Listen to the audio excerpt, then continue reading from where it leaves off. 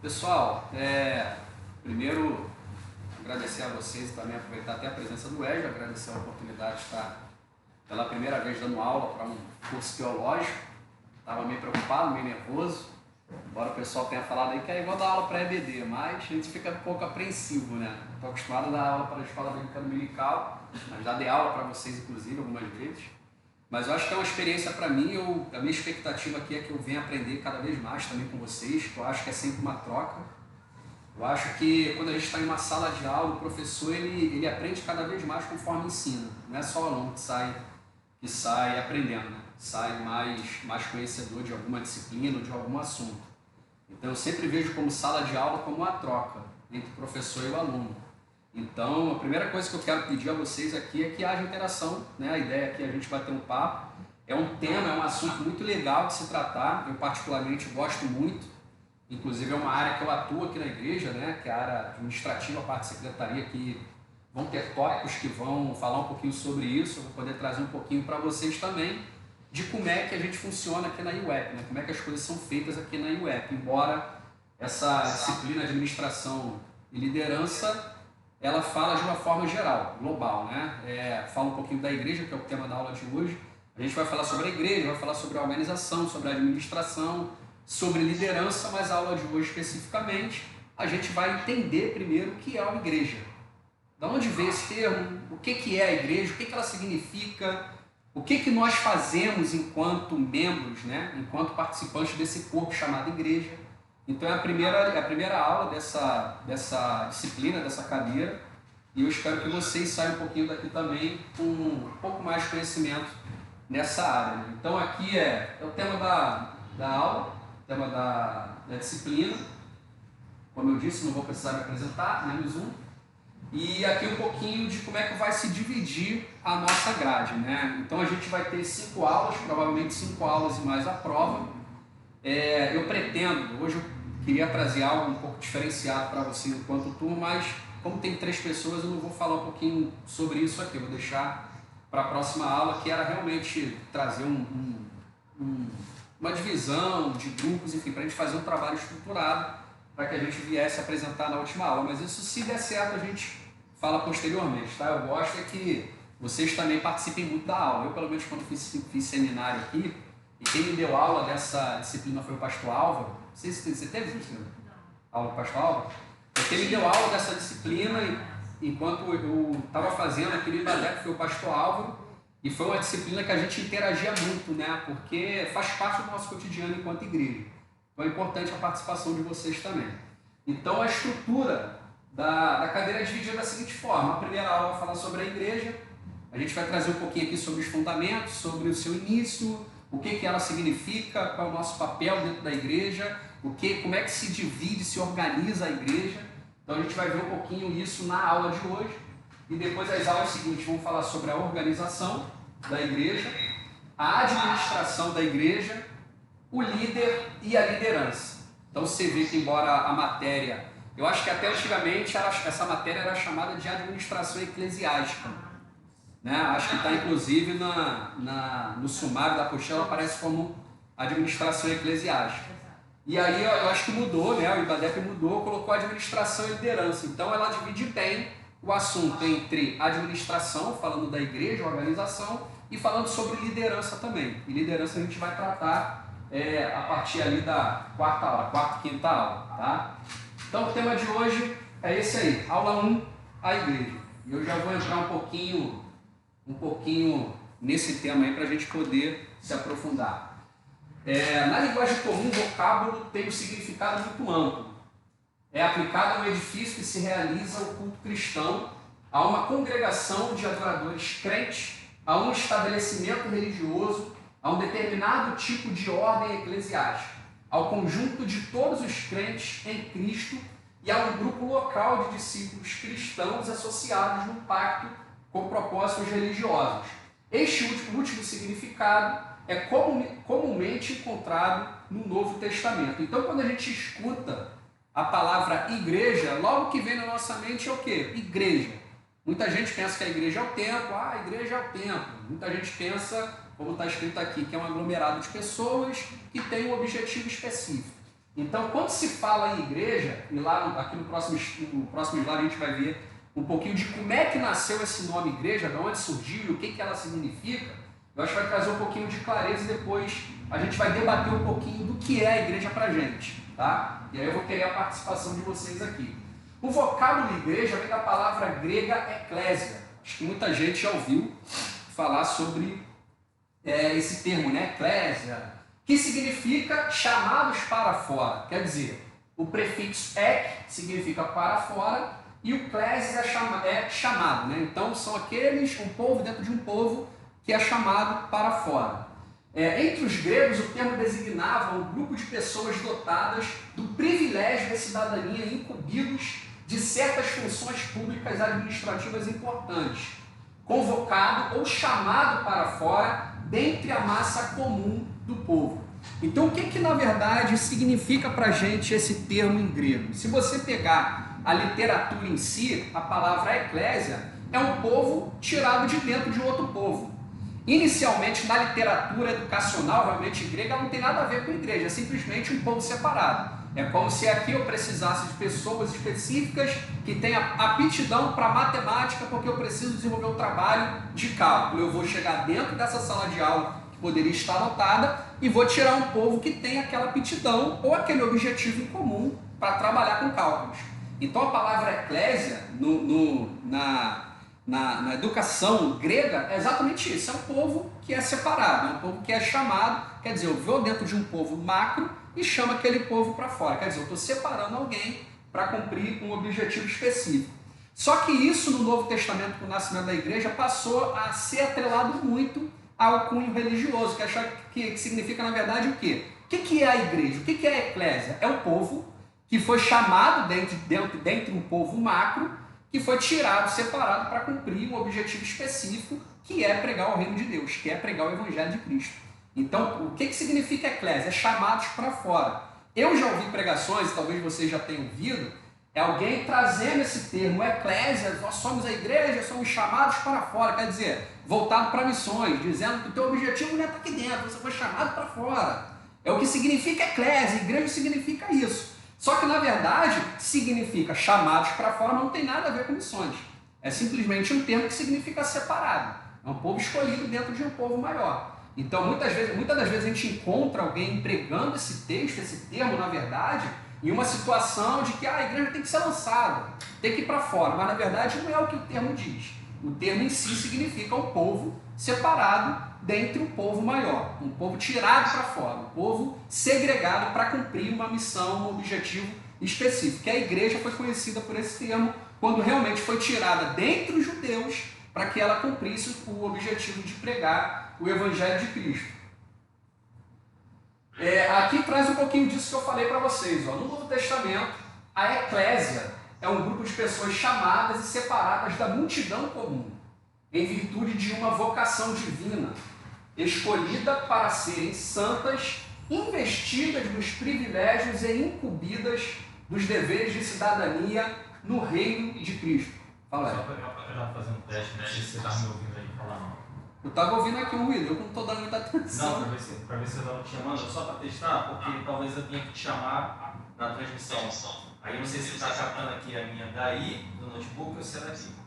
Entendi. Você não me chama não, presbítero Cleber? Não, eu ouvi mais baixinho, né?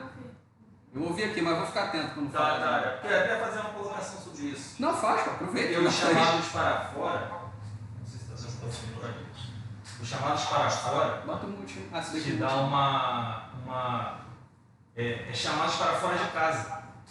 Desse macro é o povo judeu como era antigamente. Eles eram uma unidade porque eles viviam em conjunto e a vida deles na cidade era tudo em conjunto. E os chamados para fora aí é chamados para fora de casa para ir para a comunidade cristã, que era a igreja. Então, essa é mais uma interpretação mais correta do termo de igreja, de eclésia, chamado para fora, que era chamado para fora de casa. Para aí sim entrar com esse propósito específico. Exatamente. Pode ser, René. As apostilas estão aqui, tá? Pode pegar e é só assinar o nomezinho aí. Aqui, ó, essa aqui é a listagem da apostila. Então ficou claro para vocês, gente, esse termo eclésia, essa colaboração do Wesley, é que ele fala um pouquinho, resume o que a gente falou. É um grupo de pessoas chamadas, separadas da multidão comum, em virtude de uma vocação divina, escolhida para serem santas, investidas nos privilégios e incumbidas dos deveres de cidadania no reino de Cristo.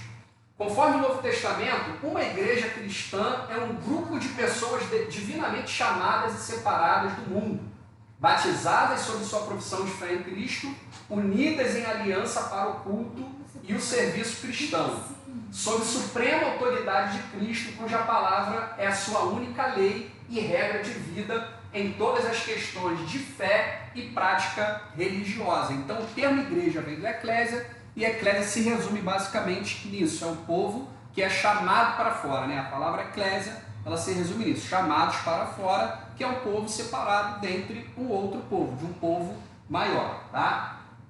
E aí, para a reflexão nossa aqui hoje, aí eu queria ouvir de vocês e que vocês participassem. Eu trouxe aqui algumas interrogações, algumas dúvidas, e eu queria saber como é que vocês enxergam esse termo, o que vocês entendem desse termo hoje. E hoje aqui eu trouxe essas perguntas aqui, ó. O que é a igreja para vocês? O templo é a igreja? Eu sou a igreja? Você é a igreja? Quantos aqui já ouviram falar? A igreja não é esse templo, em pregações, né? Comumente falado. A igreja não é as quatro paredes, a igreja não é algo construído pela mão dos homens, a igreja sou eu, a igreja é você, mas na visão de vocês, o que vocês entendem por igreja? O que é a igreja para vocês? O que vem à mente e o que vocês acham, já dando esse briefing do que eu trouxe com relação ao termo eclésia, que era conhecido da igreja. Mas para vocês, o que é a igreja? Será que alguma dessas perguntas aqui tem resposta positiva? É o templo? Sou eu? É você? Ou somos nós? O que vocês entendem com relação a isso? Pode errar, gente. Aqui é pra gente aprender. Eu penso que... Vai, Renê, vai. Depois a principal. Eu sou a igreja. Você é a igreja. É a opinião da Renê. E aí, mais alguém pensa dessa forma? Então, eu penso que a igreja é o templo, mas não limitado somente ao templo. Mas a capacidade que nós temos de entender que nós somos a igreja e somos realmente chamados para sermos a igreja não só dentro de quatro paredes, mas fora. Ok. E aí? Pessoal de casa aí também. Pessoal, estou me acostumando aqui, tá? Com essa aula online, presencial, então vocês podem participar. Quem está querendo falar é a Ana. Oi, Ana, pode falar.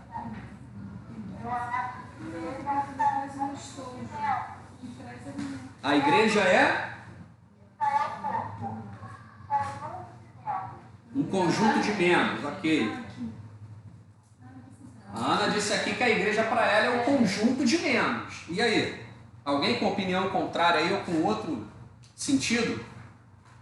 É o corpo de Cristo, né? A igreja é o corpo de Cristo, perfeito. E é o lugar que, na realidade, a gente busca a nossa edificação da nossa fé, para a gente conseguir fazer a diferença. Senão, a gente não vai conseguir. Perfeito. E aí, Ana? Letícia? Eu falando tudo. Eu acho que a gente faz parte da igreja, que é, no caso, como foi dito, um conjunto de pessoas. Eu não sou a igreja. Eu sou a igreja junto com as outras pessoas. Acho que é isso. Certo. E aí? Diferente alguma coisa para você? O que você acha? Eu acho tudo. Eu sempre vi a igreja, né? Acho. A igreja, o templo, a igreja. Aí depois entrei para a igreja, passei a conhecer, né? Cada dia conhecendo melhor. Aí já, minha opinião, a igreja somos nós. Isso aqui é o templo onde nós viemos cultuar o Senhor. Perfeito. Vamos lá. Vou trazer resposta para vocês sobre isso. É verdade que a definição bíblica do que é a igreja de Deus não está ligada a um templo ou a um local físico específico. Isso aí foi unânimes aqui as respostas. A igreja não é um empreendimento construído de concreto, ou acabamento, ou piso, de estrutura. Isso não é a igreja. Não tem nada a ver com a igreja. Mas é verdade também que em nenhum texto bíblico encontramos a ideia de que a igreja seja uma única pessoa ou grupo de pessoas reunidas de qualquer forma, sem qualquer liderança, ou que uma única pessoa possa ser a igreja. Ao contrário disso, a Bíblia sempre trata a igreja como coletividade. E aqui eu trouxe algumas referências, só para a gente entender o significado disso. Lá em Atos 9:31, olha o que está escrito. Ó, a igreja, na verdade, tinha paz por toda a Judéia, Galiléia e Samaria, edificando-se e caminhando no temor do Senhor e no conforto do Espírito Santo, crescia em número. Quem é essa igreja? É uma única pessoa? Não é uma única pessoa. Por que eu fiz questão de fazer essa pergunta para vocês? Porque é comum também nós ouvirmos em sermões, em pregações, em vídeos no YouTube, de que muitos inclusive usam isso como base para dizer: eu não preciso ir à igreja, porque a igreja sou eu, né? Eu sou a igreja, eu não preciso de alguém acima de mim, me instruindo ou caminhando, porque eu tenho um relacionamento com Deus. Mas a igreja não é isso. A igreja, eu sozinho, Kleber, eu não sou a igreja. Certo é, eu sou o templo do Espírito Santo. O Espírito Santo habita em mim. Vocês sozinhos, individualmente, não são a igreja. A igreja é o corpo de Cristo reunido. Quando eu me reúno com vocês aqui e a gente com um objetivo comum, e esse é o que está escrito aqui, ó. E também não adianta se reunir de qualquer forma, né? A igreja reúne uma pessoa, um grupo de pessoas reunidas de qualquer forma. Eu posso me reunir com vocês e não ter o objetivo como igreja de adorar, glorificar ou edificar alguém. Então ali naquele momento nós não somos a igreja. Agora, a partir do momento em que nós em conjunto nos reunimos, isso pode ser dentro de um templo ou fora de um templo, pode ser um culto no lar, por exemplo, a igreja primitiva, o início da igreja primitiva era dessa forma, eles se tornavam igreja a partir do momento que se reuniam e o objetivo estava focado em adorar a Deus, em glorificar o nome do Senhor. Então a definição de igreja é isso. E aí eu trouxe essa referência, falando sobre o crescimento da igreja em número, e tem outras passagens que falam também sobre isso. Então, a Ana que participou aí de casa, está correto, quando você falou que a igreja é o corpo, né? É a reunião de pessoas, é exatamente isso. E outras referências que embasam isso, ó.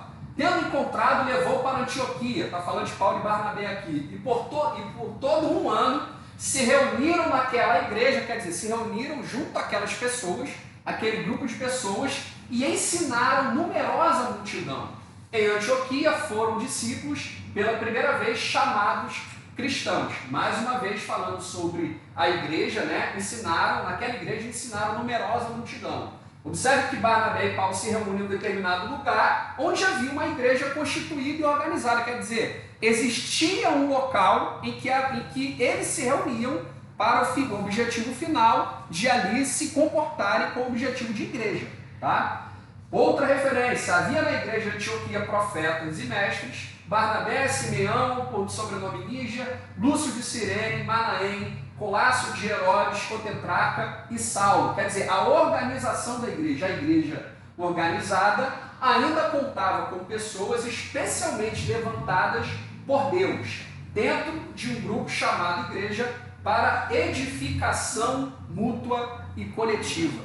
Então, gente, inclusive tem uma passagem, se não me engano, está em Mateus 18, depois a gente pode fazer até a leitura dela, em que muita gente cita, por exemplo, isso, né? Eu costumo, assim, acho que a aula de seminário, a sala de seminário é o momento da gente analisar o que a gente já ouviu e realmente parar para pensar e ver se aquilo faz sentido. Eu era muito assim. Eu não sou aquele cara crítico, né? Mas eu sempre observo o que está sendo pregado, o que está sendo lançado sobre a nossa vida e observo se aquilo está indo em direção ao que a Bíblia diz, né? Então tem textos que, se você analisar em um momento, numa leitura rápida, você passa a entender de uma forma, mas nem sempre fazendo a exegese do texto, que é aquela análise do texto profunda, levando em consideração o contexto, está dizendo aquilo. Vou dar um exemplo para vocês.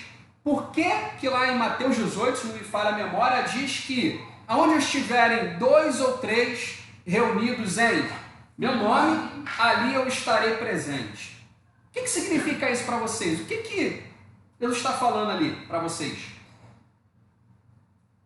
O que significa isso? Quando ele limita, quer dizer, é como se Jesus tivesse falado com os discípulos ali, e ele disse o seguinte: olha só, eu só vou estar presente se tiver mais do que um. É no mínimo 2. Ele poderia estar falando no mínimo 5, é no mínimo 7.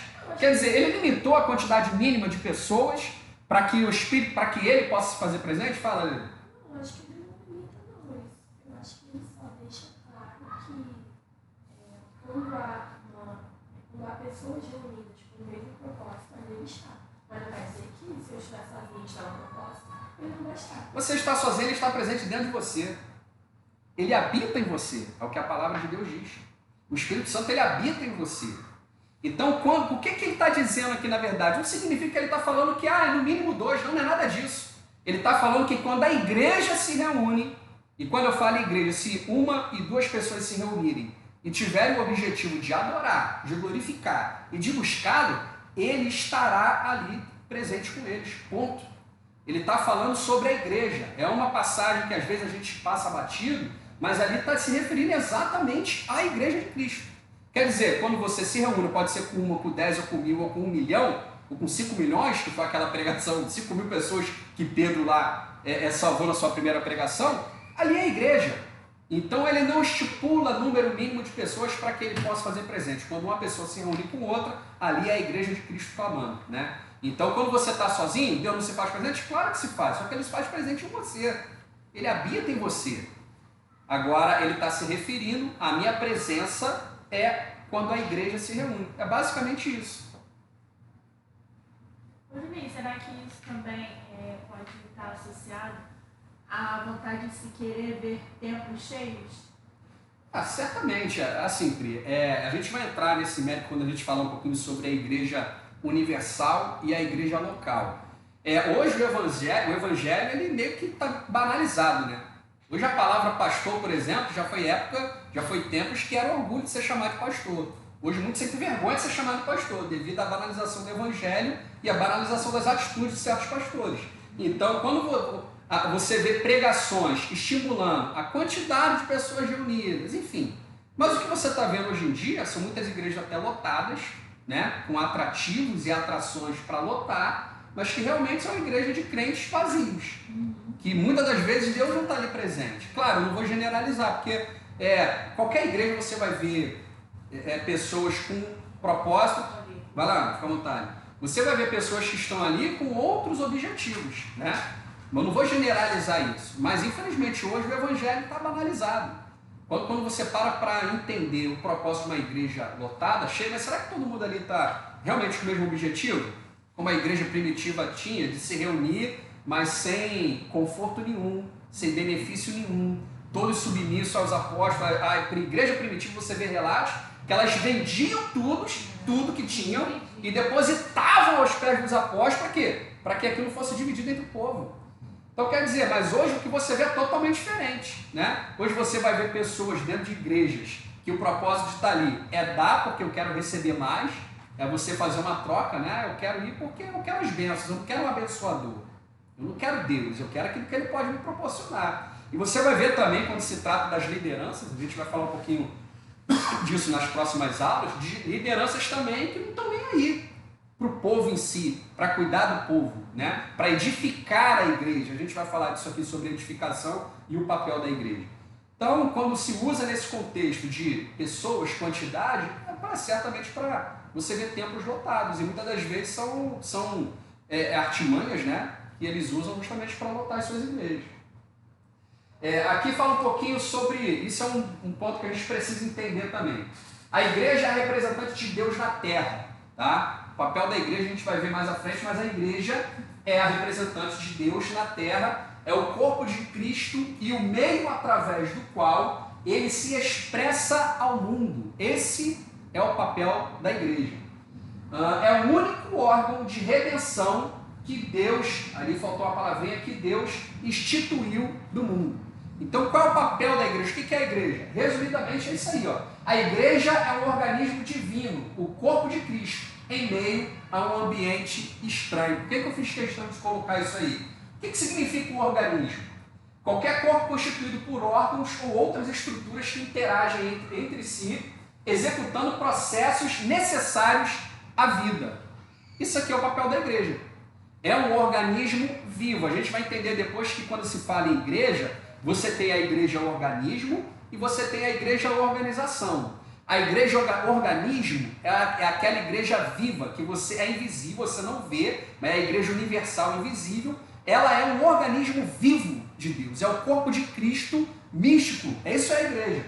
E aí, quando você faz uma comparação, né, constituído por órgãos e outras estruturas, quer dizer, são pessoas que movimentam esse organismo, né? É o nosso papel enquanto cristãos, que interagem entre si, falando de comunhão, executando o processo necessário à vida. Eu trouxe essa definição porque é exatamente isso que a igreja faz, processo necessário à vida. A gente veio aqui realmente para trazer vida eterna àqueles que não conhecem, àqueles que não fazem parte, né? Está escrito no livrinho isso aí? Está escrito, tudo que eu estou falando aqui, essa parte aqui não. Tudo que tiver no livrinho, eu botei aqui, eu não expliquei isso para vocês, ó.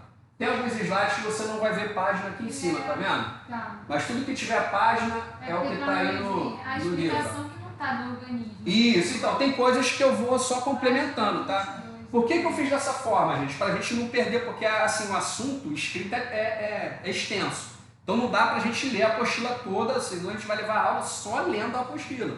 Então eu trouxe alguns pontos principais, né, no slide para a gente ler, debater, e em alguns slides eu complemento com alguma coisa, alguma explicação que às vezes não está na apostila, tá? Mas vocês enxergando alguma coisa que está escrita aí, querendo destacar, colaborar, acho que é importante também. Tem coisa que era até importante que eu não trouxe para o slide, que a ideia aqui era ler um pouquinho para vocês.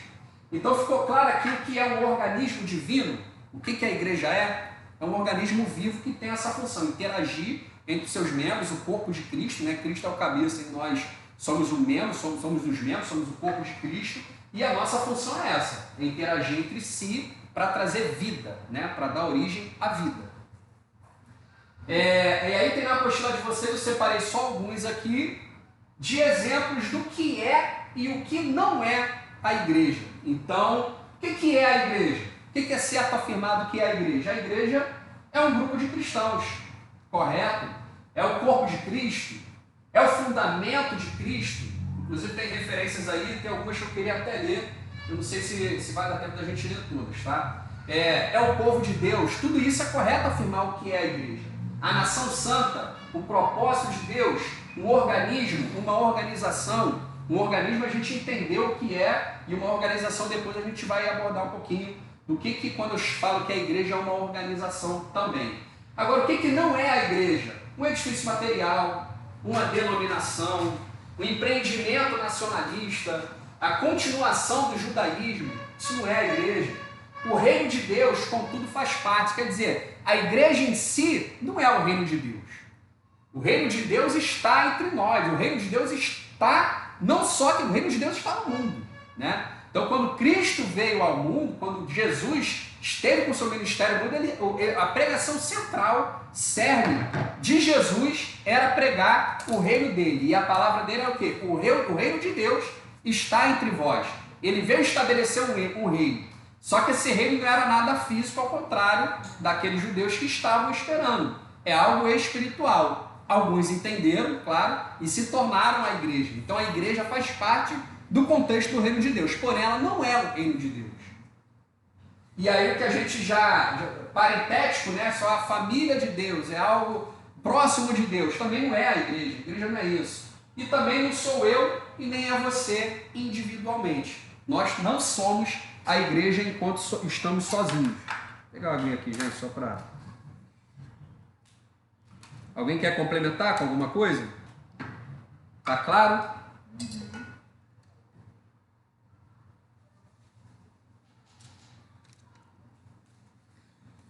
eu ver se tem algum termo aqui que...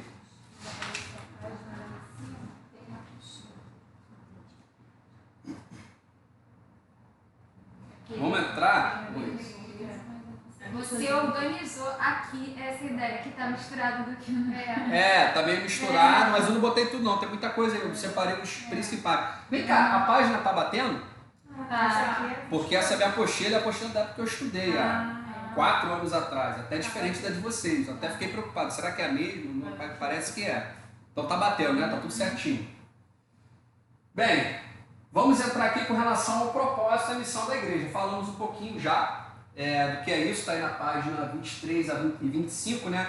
Aí eu unifiquei, você vai ver na página 23 o propósito, mas como tem assuntos muito correlatos, na página lá na página 25 está lá a missão da igreja. Então eu trouxe tudo isso aqui para a gente debater um pouquinho nesse slide, tá? Então o que é o propósito da igreja? Aí eu trouxe uma referência para a gente ler. Porque agora, pela igreja, a multiforme sabedoria de Deus seja conhecida dos principados e potestades dos céus, segundo o eterno propósito que fez em Cristo Jesus, nosso Senhor. Então aqui ele resume, inclusive a referência que está na apostila de vocês, qual é o propósito da igreja, né?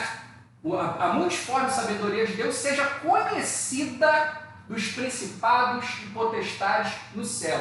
Quer dizer, você vai ver referências, inclusive, quando você para ler aquela passagem que as portas do inferno não prevalecerão contra a igreja do Senhor, né? Quando a gente fala as portas do inferno não prevalecerão, muita gente fala, quer dizer, o inimigo ele não tem poder sobre a minha vida, porque eu faço parte da igreja do Senhor. Só que quando fala em portas do inferno não prevalecerão, significa que a porta está fixa. A porta ela é um ativo, mas ela está parada lá, ela não vem em direção a você. Quando fala que a porta do inferno não prevalecerá, significa que a igreja tem que invadir as portas do inferno e fazer o papel para o qual ela foi chamada. É isso a porta não prevalecer. Uma porta não vai prevalecer contra mim, não é porque ela está vindo em direção a mim, é porque eu vou até ela e se ela não abrir, eu vou arrombar. É isso que esse texto diz. Quer dizer, o propósito da igreja é isso, ó. Seja conhecida dos principados e potestades nos céus. A gente pode pegar também, como se tivesse alguém preso.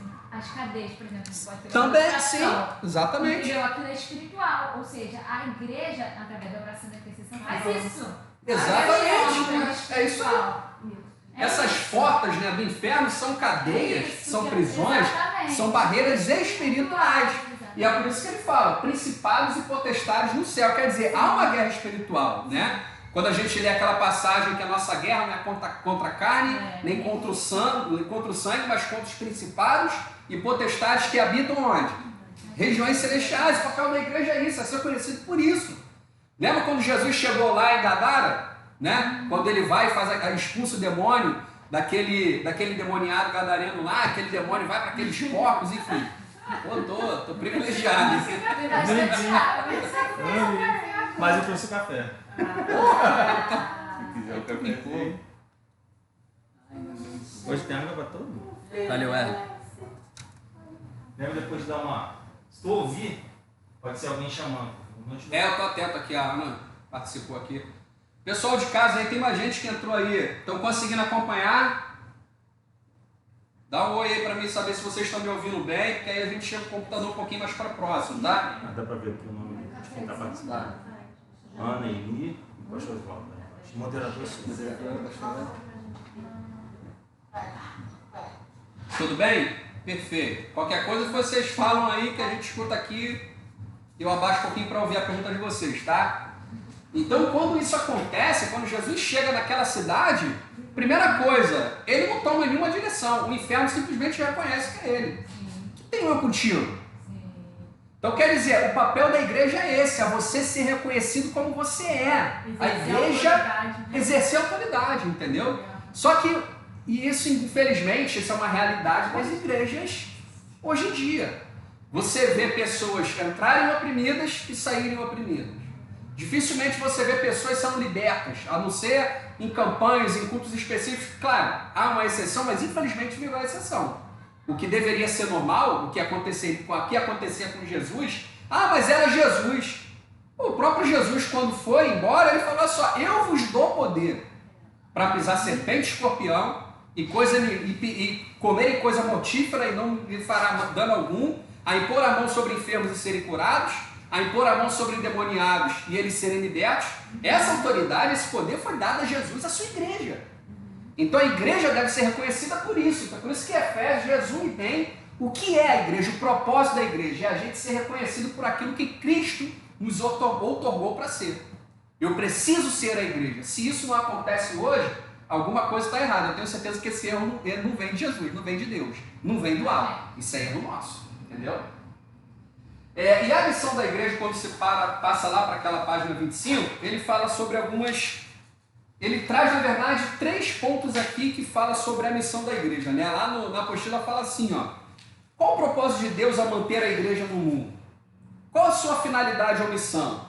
A Bíblia ensina que a igreja está no mundo para uma missão tríplice. Aí ele aborda aqui com relação à adoração, que eu coloquei aqui depois, adoração, glorificação ao Senhor. A igreja é um precioso tesouro de Deus, na qual ele se deleita. A adoração é preciosa para Deus. Eis a missão da igreja: adorar e glorificar a Deus em espírito e em verdade. É o que a gente vê realmente muitas passagens com relação ao que é adoração, e sem dúvida a adoração é um dos pilares da igreja de Cristo. É adorá-lo por aquilo que ele é. E quando a gente fala adorar, eu costumo dizer isso algumas vezes, né? A gente hoje em dia, por que a igreja passa por situações adversas? Inclusive a gente vê, quando a gente fala sobre nessa área de libertação, você vê muita situação adversa aí, crente pagando pecado quando tenta expulsar um demônio, passando vergonha. Isso acontece realmente. Vocês pararem para ler, se eu não me engano, em Atos, se não me falha a memória, a partir ali do capítulo 18, não vou lembrar agora, mas aqueles filhos de Cefas, né, quando eles olharam para o que Paulo fazia, Paulo colocava a mão, os demônios eram libertos e tal, e aí eles foram tentar fazer a mesma coisa, porque acharam legal, acharam bonito, né? Aqueles mágicos, né, eram mágicos que achavam bonito. E iam expulsar o demônio e falavam, em nome de Jesus, a qual Paulo prega, eu te ordeno que saia. Aí o demônio vira para ele, vocês lembram dessa passagem? O demônio vira para ele e fala assim, olha só, eu sei muito bem quem é Paulo, sei muito bem quem é Jesus, agora, e vocês? Quem são? E como é que termina aquela passagem? Vocês lembram ali? O que acontece com aqueles homens aí, aqueles, se não me engano, 7 filhos de Eu Cefas? acho que não é se acontece alguma coisa desse tipo. Nossa, uma vergonha. Eu não tenho aquela vergonha. Aí morreu. Eles tomam um pau ali que acho que não esqueceram nunca mais na vida. Diz que se juntaram 2 em cada um deles e saíram chicoteados ali, massacrados e nus. E foi embora. Quer dizer, os demônios Mas fizeram... isso acontece. Acontece, Se claro a que pessoa acontece. estiver no pecado e quiser fazer isso, né? Claro que acontece. Gente, ó, Passa vergonha, né? vou trazer uma experiência, eu não sei se a Letícia estava, pensando que geralmente lancha com a gente aí. Você estava naquela vez que a gente... Uma experiência que aconteceu com a gente aqui. A gente saiu um domingo desse aí para comer um hambúrguer aqui acho que na Pinto Teres, lá na Teres. Chegamos lá, estávamos sentados comendo, daqui a pouco uma menina que estava lá vendendo os docinhos dela, ela começou a manifestar ali. E aí tinha outro pessoal de uma igreja comendo também.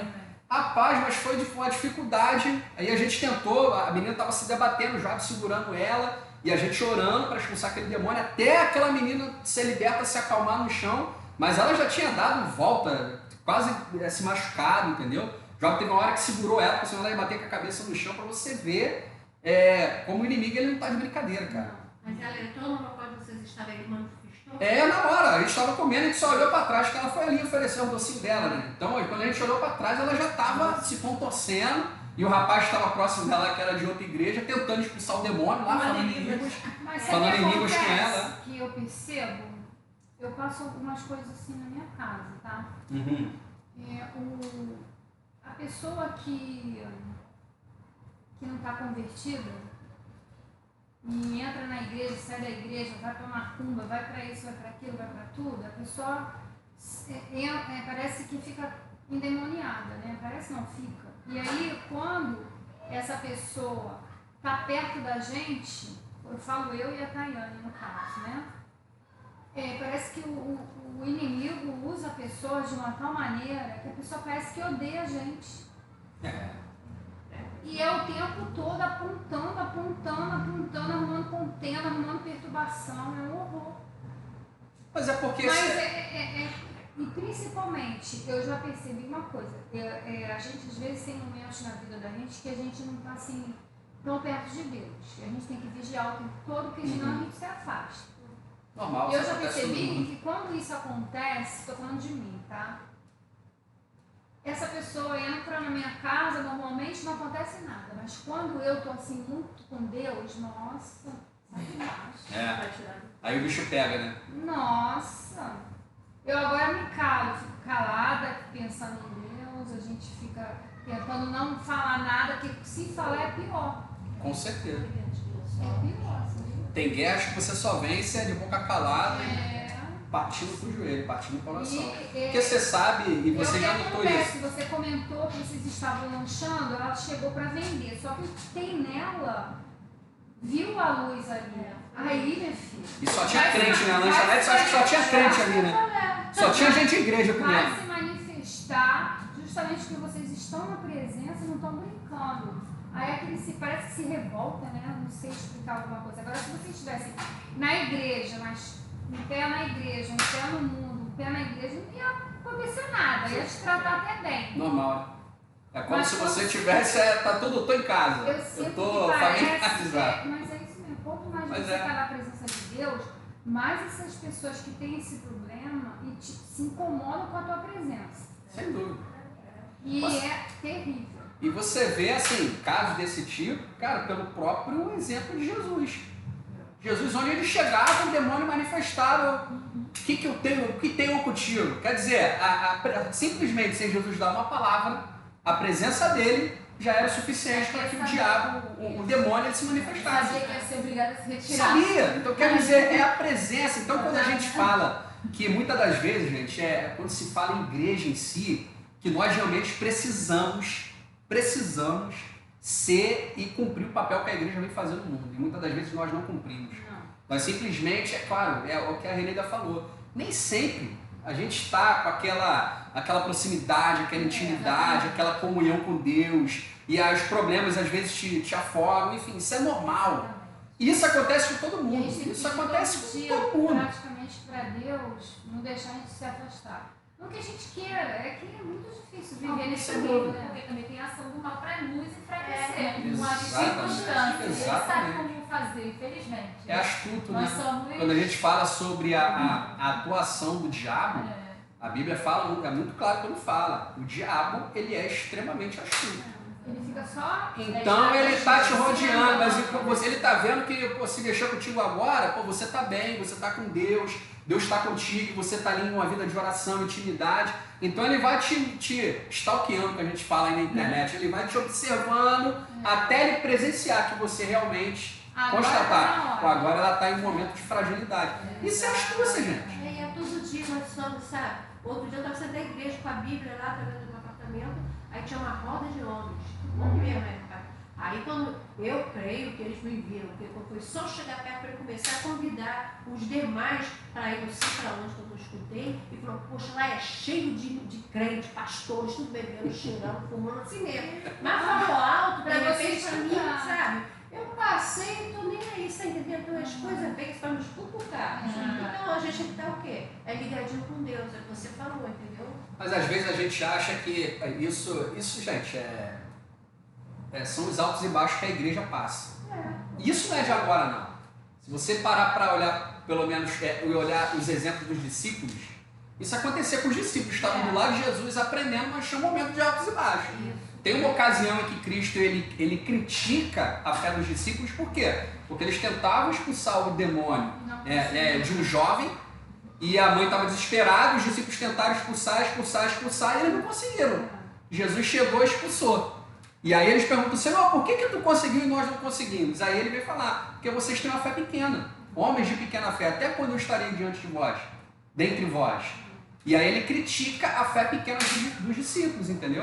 Então isso acontece com a igreja de Cristo, porque quando Cristo começa ali, Jesus começa a montar os seus primeiros discípulos, ali a igreja já está se formando, claro. Ela só ganha corpo e é reconhecida como igreja quando Jesus é assunto aos céus, e ali o marco, 50 dias depois da Páscoa, quando acontece o Pentecostes. E ali começa realmente a perseguição, eles se reunindo em casas, mas a Bíblia fala que sempre, unanimemente, em oração, em busca ao Senhor. Então ali, efetivamente, começa a igreja. Mas Cristo ele já estava treinando uma igreja. Cristo ele já estava fundando a sua igreja muito antes, ensinando como eles deveriam se portar. E é por isso que ele usava até aqueles reveses que a gente chama, né? Não conseguiu expulsar. Por quê? Porque vocês têm pequena fé. Quantas das vezes a gente não tem pequena fé? Né? Então, a fé, gente, é algo, não é assunto para essa aula. Isso aí eu já estou estudando para o simpósio, né? Que eu vou falar sobre o fortalecimento da fé. A fé é obrigação nossa. A fé, a graça não. A graça é o dom, é o presente, é de graça. A graça é dada, é para você.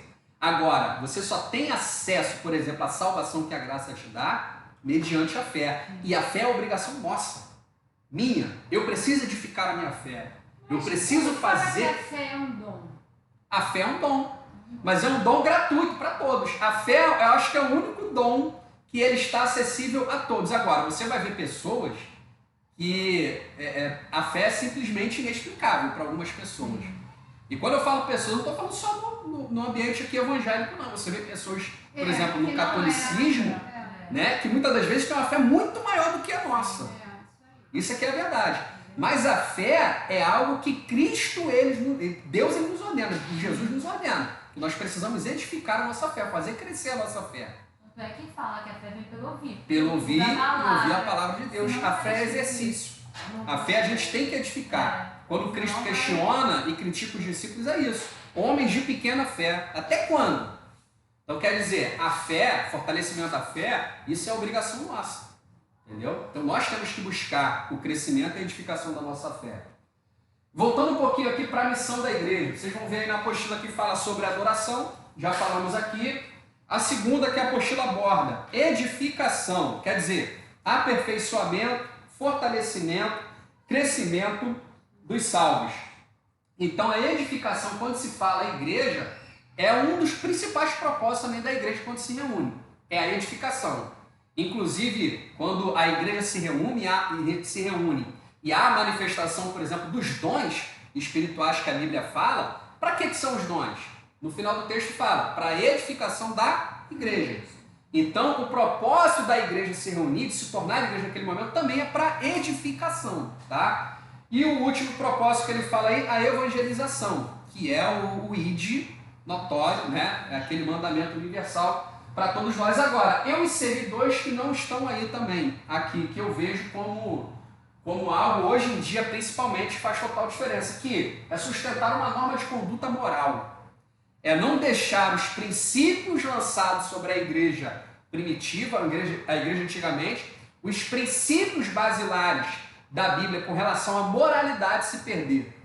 E não tenha dúvida, se você olhar para o mundo aí fora, do jeito que está a sociedade, a igreja ainda é um ponto de resistência para que esses princípios não sejam jogados por terra. Quando eu falo em princípio, eu estou falando sobre família, eu estou falando sobre casamento, eu estou falando sobre criação de filhos, eu estou falando sobre tudo isso, sobre relacionamento entre um homem e uma mulher. Então esse é o papel da igreja que se acentua principalmente nos dias de hoje. Também está dentro da missão da igreja. E prover a comunhão religiosa, quer dizer, a comunhão. Tá? Comunhão precisa ter até para edificação, né? Que você tenha edificação, para que você tenha evangelização, a comunhão precisa fazer parte da missão da igreja. Vamos falar um pouquinho aqui sobre Igreja Universal. Está aí na apostila de vocês na página 23. O que é a Igreja Universal? Um pouquinho antes de eu trazer aqui esse slide, quando se fala em Igreja Universal para vocês, o que vem à mente? O que significa a Igreja Universal? Não é a Igreja Universal do Reino de Deus não, tá, gente? É a Igreja Universal de uma forma geral, é a Igreja mística de Cristo, a Igreja de Cristo. Quando vem essa palavra Igreja Universal, o que vocês pensam que é isso? Igreja Universal e a Igreja Local, para facilitar. Por quê? Qual é a diferença principal entre essas igrejas? Isso é claro para vocês? O que vocês até hoje tinham de pensamento? Sobre o que é a Igreja Universal? Sobre o que é a Igreja Local? E aí? Se eu falar mais, aí eu vou trazer já os conceitos. Processo a mesma fé. E aí? Será que é só isso?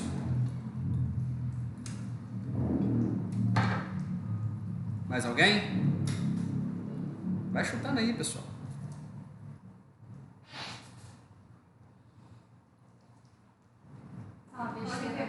O universal é um todo, né? Se não, universo, universal, é um todo. É uma igreja só. Beleza. Sem denominação, é isso não? Sim, também. Igreja Universal é isso, é isso aí. Vamos falar um pouquinho agora sobre a Igreja Universal e a igreja local. O que significa esses termos aqui? Igreja universal. Repito, né? Igreja universal do Bispo Macedo. A palavra universal, inclusive, ela significa também a católica, né? Quando a gente fala igreja católica, significa igreja universal. É o significado de católica, tá? É o conjunto de todos os salvos em todas as épocas e lugares. É a igreja de Cristo, independente de denominação, número de membros ou abrangência territorial. É a igreja de Cristo, é a igreja que Cristo virá buscar. É a noiva de Cristo. Essa é a igreja que vai subir. É a igreja que realmente está diante. Oi, fala. Mas se, vamos lá, com relação à igreja católica, se no caso, devido à crença nos santos e tudo, é considerada a igreja universal, mas ali diz que é a igreja universal aquela de Cristo, aquela que crê na salvação em Cristo, mas a igreja católica tem uma outra visão. A igreja universal, a igreja católica, ela é uma igreja do cristianismo, ela é uma igreja cristã. Ela crê em Cristo. Ela crê na salvação em Cristo. Ela tem algumas divergências com relação ao nosso pensamento, com relação aos santos, com relação à santidade de Maria, enfim. Mas é uma igreja cristã, né? É cristã católica. Eu fui católica. Sim. Fiz comunhão e tudo. Mas quer ver uma coisa? Eu nunca gostei. Quando minha mãe falava assim, pede a Santa Maria, você a Jéssica também é automática. Santa não sei o que, Santa não sei o que. Olha, pra você ter uma noção, não sei nem o nome dos santos. Eu falava pra minha mãe assim, eu não vou pedir pra Deus. É a mesma coisa. Ajoelha aí e pede pro santo. Vai direto a quem manda. Eu nunca acreditei em santo. Então, eu acho que deve ter muita gente na igreja também que já chegou à conclusão que é Deus, Jesus. Não fica pedindo para santo. Sim, mas na igreja católica você... Eu era católica porque minha mãe era, me levava, fiz comunhão, fiz tudo. E mesmo quando eu chegava na igreja, eu ficava assim, ó, minha mãe, por que você não olha para lá? Porque Deus está ali na cruz, Ele não está ali na cruz mais. Eu falava assim para minha mãe. Eu não gostava de ir na igreja para ficar olhando para frente, porque tinha Jesus na cruz. Na cruz, crucificado ainda. Eu falava, gente, aquilo ali não tem nada a ver mais. Eu não gostava de ver a vida de Cristo, dessas coisas, que eu não gostava de ver nada com cruz, com Jesus preso na cruz. Então já era dentro de mim, Deus falando alguma coisa, que isso não era certo, né? Sem dúvida. Aí falava, muita gente fazia promessa, minha mãe fez promessa com um santo que me vestia de vermelho, como é que era o santo? São Jorge. De vermelho, vermelho é São Jorge. Eu ia na profissão, eu não gostava daquelas coisas, gente, eu podia, ainda me botava de shortinho vermelho. Diga, Lelê, fala aí. Uma dúvida, que você falou, as coisas da igreja católica, você disse que faz parte da igreja universal. Existem várias religiões que acreditam em Cristo como Salvador, seguem alguns princípios bíblicos, mas tem várias que não seguem. Errados, aos nossos olhos errados, sim. Aí, quer dizer que uma pessoa que não seja de uma igreja cristã, evangélica, ela também pode ser salva? Sim. Eu creio que sim, Letícia. Quem somos nós para dizer quem vai ser salvo e quem não vai ser salvo, né? Isso aí acho que nenhum ser humano pode dizer que você vai olhar para por exemplo, um adventista da vida, que também tem uns pensamentos diferentes sobre guarda do sábado, sobre uma série de coisas, né? Mas será que a gente pode afirmar realmente que nenhum adventista vai ser salvo? Será que a gente pode afirmar que nenhum católico vai ser salvo? Por que eu estou te perguntando isso? Porque eles são falhos? São. Mas a gente também não é? Porque na lista de Jeová, eles tinham uma coisa de que era a única religião de acordo com Deus. Todas as religiões. Mas toda religião tem esse princípio. Toda tem esse princípio. Não, mas a gente como cristão, por exemplo, se alguém um dia, se a gente estiver evangelizando para alguém, ou alguém de outra religião, for tirar uma dúvida com a gente a respeito disso, vai falar, por exemplo, se qualquer pessoa que crê em Cristo pode ser salva, Então eu não preciso estar dentro de uma igreja cristã. Então, mas é que tá, é o que a Renida falou aqui, por exemplo, vou usar até o exemplo dela. A gente sabe que a Bíblia é muito clara quando fala que os idólatras não herdarão o reino dos céus, certo? E você sabe que um grande ponto, contraponto que a gente questiona a Igreja Católica é com relação à idolatria. Mas aqui você vê a Renida, por exemplo, no relato dela. Ela nunca se sentiu à vontade de orar santo, de buscar santo. As orações dela sempre voltadas a Deus.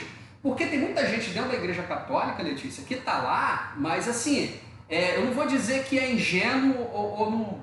Como é que eu posso chamar? É a falta de conhecimento da verdade, sabe? Tem muita gente que está nisso. Eu nem tinha esse conhecimento, tá, cara? Pois é. Eu nem tinha. Então quer dizer, mas tem gente no mesmo contexto às vezes, entendeu? A gente sabe que é um povo que idolatra muitos santos, Maria e tal, a gente sabe a importância que Maria teve, mas é um ponto que a gente contrapõe muito à Igreja Católica. Mas quem somos nós para dizer que eles, com os erros deles, não tem ninguém lá que tem um coração voltado a Cristo, ao sacrifício de Cristo? Que assim como a Renida olha para a cruz e não se sente bem em ver Jesus pendurado naquela cruz. A gente não pode dizer agora... Mas no confessionário, eu ficava falando de pecado pra padre, Porque eu não sei se eu sou eu achava uma coisa horrível aquilo. Eu não sei se eu sou uma pessoa muito rígida em relação ao espiritual, né? Apesar de eu ser muito pecadora, pela religião que eu via, eu criei uma rigidez em relação a isso. Então é mais extenso. Então, assim, o que eu entendi, até mesmo depois de entrar para a igreja cristã, é que não é só a gente acreditar em Jesus e no sacrifício, mas também viver exatamente conforme Sem ele dúvida, diz. sem dúvida. Só que aí ficou essa dúvida na minha cabeça. Então, assim, necessariamente eu não precisava ter saído da outra religião. Se eu acredito em Cristo, eu tenho a salvação que é através dele. Então, eu não sei se eu entendo, mas assim, Letícia, a gente precisa entender o contexto em que a gente está discutindo. Por exemplo, o catolicismo tem gente que conhece a verdade, sabe da verdade. Continua, né? Sabe que o sacrifício, a graça, vem através de Cristo. Mas mesmo assim põe Maria acima de Cristo. Aí você está tendo um erro, uma idolatria persistente, mas você conhece a verdade. O problema né? também é que a Bíblia deles é diferente, tá? Sim, enfim. Tem livros apócrifos, então elas não têm às vezes o discernimento, entendeu? Tem muita coisa que embasa. Ainda assim, é um contexto que se você parar para discutir com um católico, é por isso que o pessoal fala fora que Eu acredito sim que Deus tem nos escolhido, apesar disso ser polêmico. Eu acredito. Na predestinação? Está escrito, eu acredito porque em Romanos fala muito sobre isso. Entendeu? Eu acredito que Deus tem sim aquele que de repente, por exemplo, Paulo, antes era Saulo, as coisas que ele fazia, e aí o encontro dele, eu acredito que Deus, para aqueles que têm o Espírito Santo, já tem algo de Deus ali trabalhando, vai resgatar onde estiver. Nem que for no último segundo. Eu vai acredito. puxar, eu também creio dessa Entendeu? forma.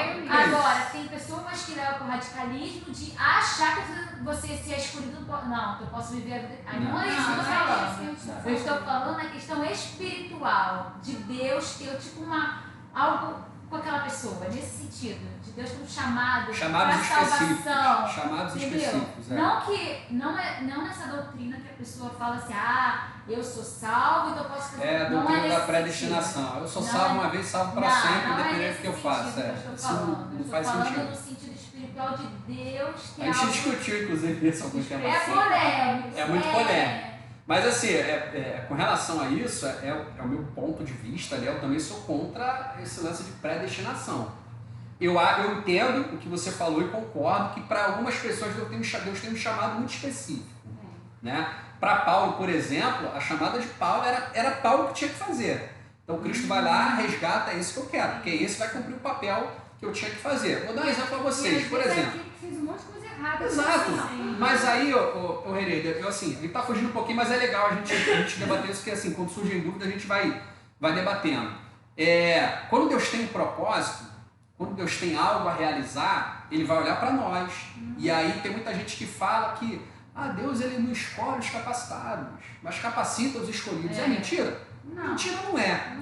Deus, se ele tiver um propósito que você tem que cumprir, ele vai te capacitar, ainda que você não se julgue capacitado para aquilo. Mas eu pergunto a vocês, naquela parábola lá dos 10 talentos, né?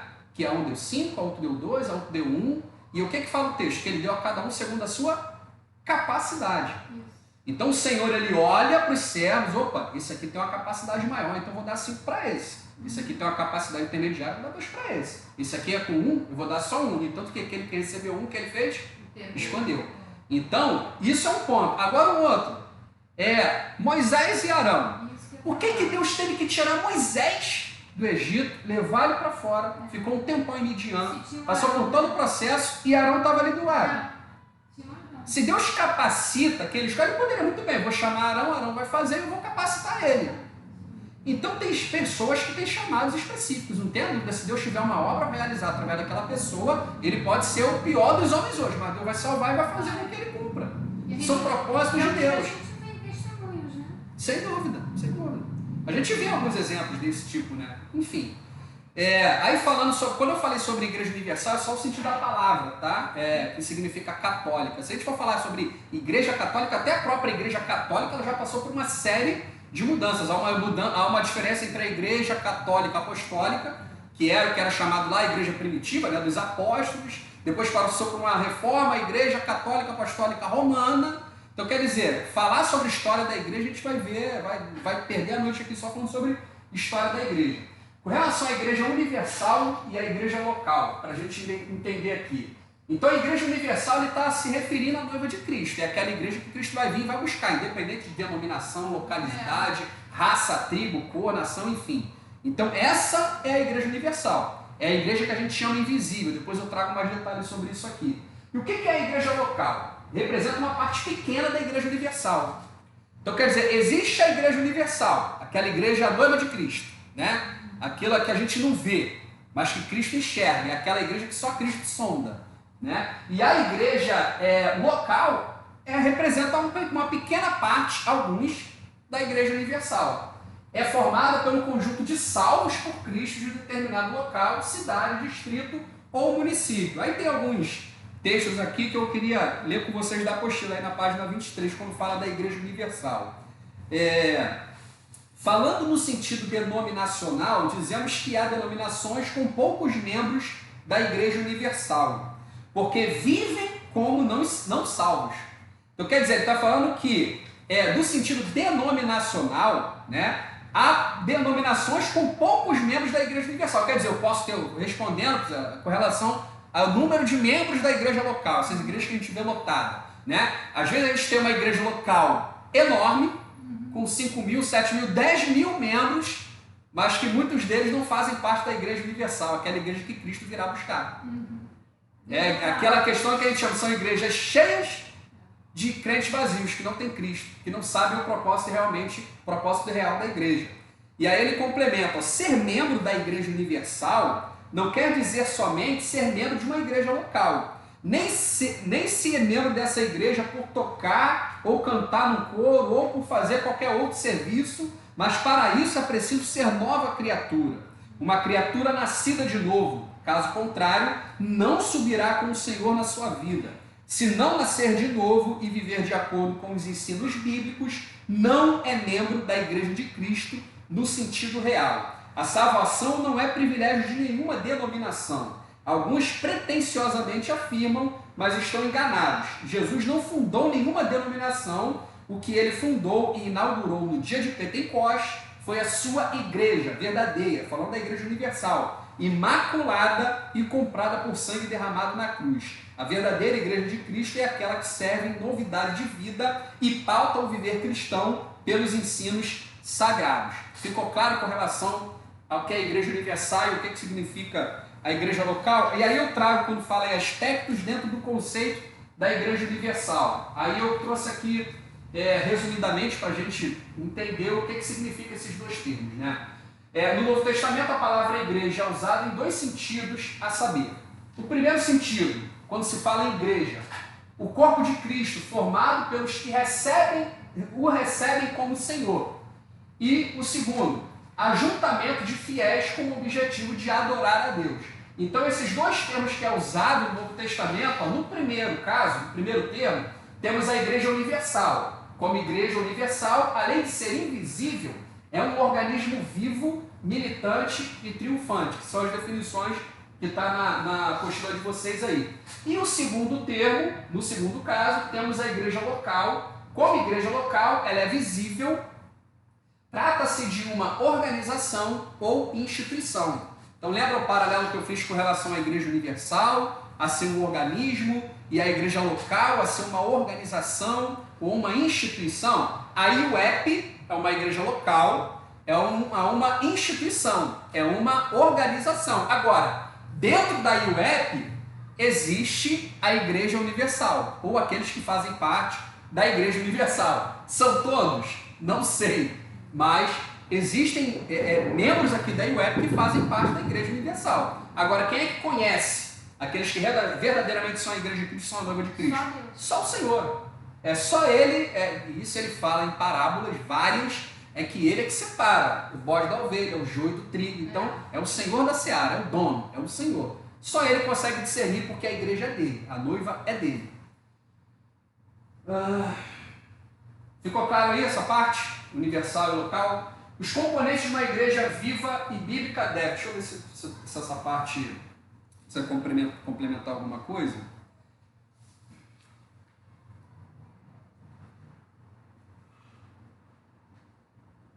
Essa parte é sobre, quando ele fala, eu resumi lá, sobre uma igreja orgânica, uma igreja invisível, né? Eu expliquei, são os fiéis do Senhor e tal.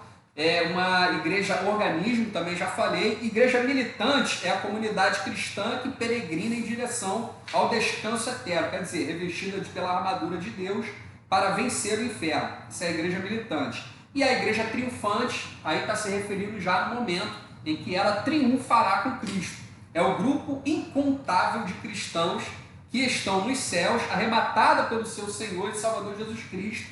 É a igreja livre da ação do pecado, reinando com Cristo. É a mesma igreja universal do mundo inteiro, agora unida com Cristo nas bodas do Cordeiro, depois de trocar a espada pela palma da vitória, as lágrimas pelos cânticos e a cruz pela coroa. E aí, oi, fala.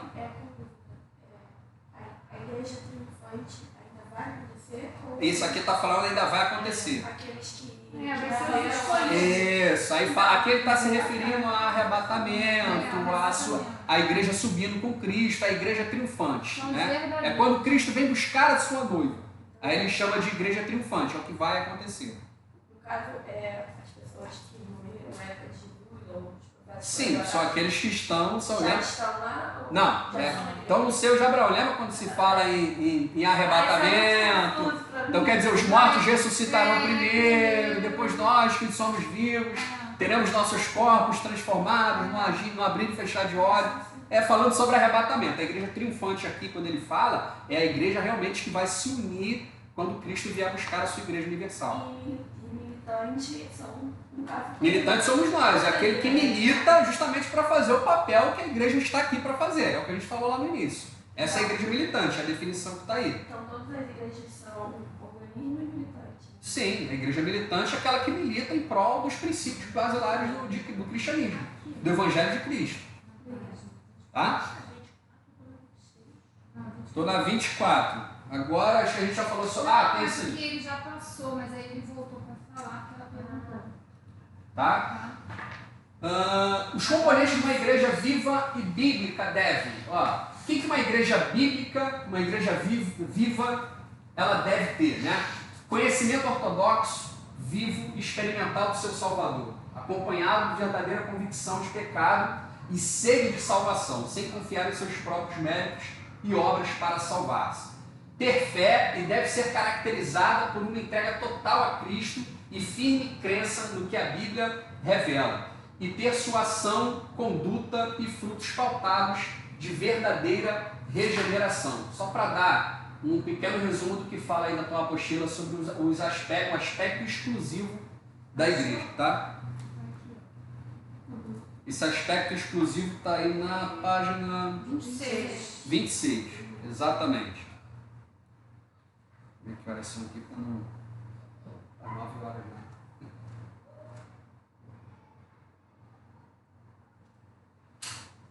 Tem o horário é 9h30, não é isso? 7h30, 9h30, mas passa um pouquinho, né? Hoje eu vou passar Sempre Não falo. passar muito não, mas hoje eu vou...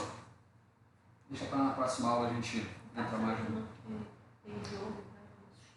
Bem, Isso que é perigoso. vamos falar sobre governo eclesiástico, né? Falando sobre a Igreja Universal, o que ela significa, e aqui a gente vai entrar propriamente dito na questão da igreja local, a sua forma de governo, né? Como é que ela é estruturada, qual é o papel dela, né, na sociedade, o papel dos seus membros também, fala um pouquinho aqui. Então a gente vai falar um pouquinho sobre o seu governo eclesiástico. A forma de governo da igreja não é democracia e nem ditadura, e sim teocrático. É familiar esse termo para vocês, que é democracia, ditadura, e teocrático é aquele governo que é governado diretamente por Deus, tá? Embora por teocracia entende-se governo de Deus, entretanto esse governo é levado a efeito mediante os dons ministeriais que ele mesmo deu à sua igreja. Então a gente vê muito, a gente afirma que o governo da igreja local ele é teocrático, mas Deus ele usa, capacitou e deu autoridade a pessoas. Afinal de contas, os dons espirituais, os dons ministeriais, né? Isso é bíblico e a gente reconhece essa verdade nos escritos da Bíblia. Então ele fala aqui em Efésios 4:11, eu até trouxe aqui para a gente ler. Ó. Ele mesmo deu uns para apóstolos, outros para profetas e outros para evangelistas e outros para os pastores e doutores, querendo o aperfeiçoamento dos santos, para a obra do ministério, para a edificação do corpo de Cristo. Então o governo da igreja é teocrático, só que Deus usa pessoas para que exerça esse governo em sua igreja, tá? E não se enganem, como a Bíblia fala, quem muito é dado, muito é cobrado. Então pessoas que Deus chamou para essas missões, certamente darão contas a Ele pelo que fez ou deixou de fazer em prol da sua igreja, porque a igreja, o governo da igreja é de Deus, e não daquele ministro, daquele pastor, ou daquele bispo em algumas igrejas, enfim, que exercem o governo otorgado por Deus, tá? Vamos falar um pouquinho sobre as formas de governo, tá? E aqui tem algumas denominações, tem uma forma um pouquinho diferente da nossa, mas é importante a gente entender um pouquinho de como é que isso funciona. Deixa eu só ver se tem algum ponto que eu marquei aqui de destaque para esse governo eclesiástico, para me ler para vocês.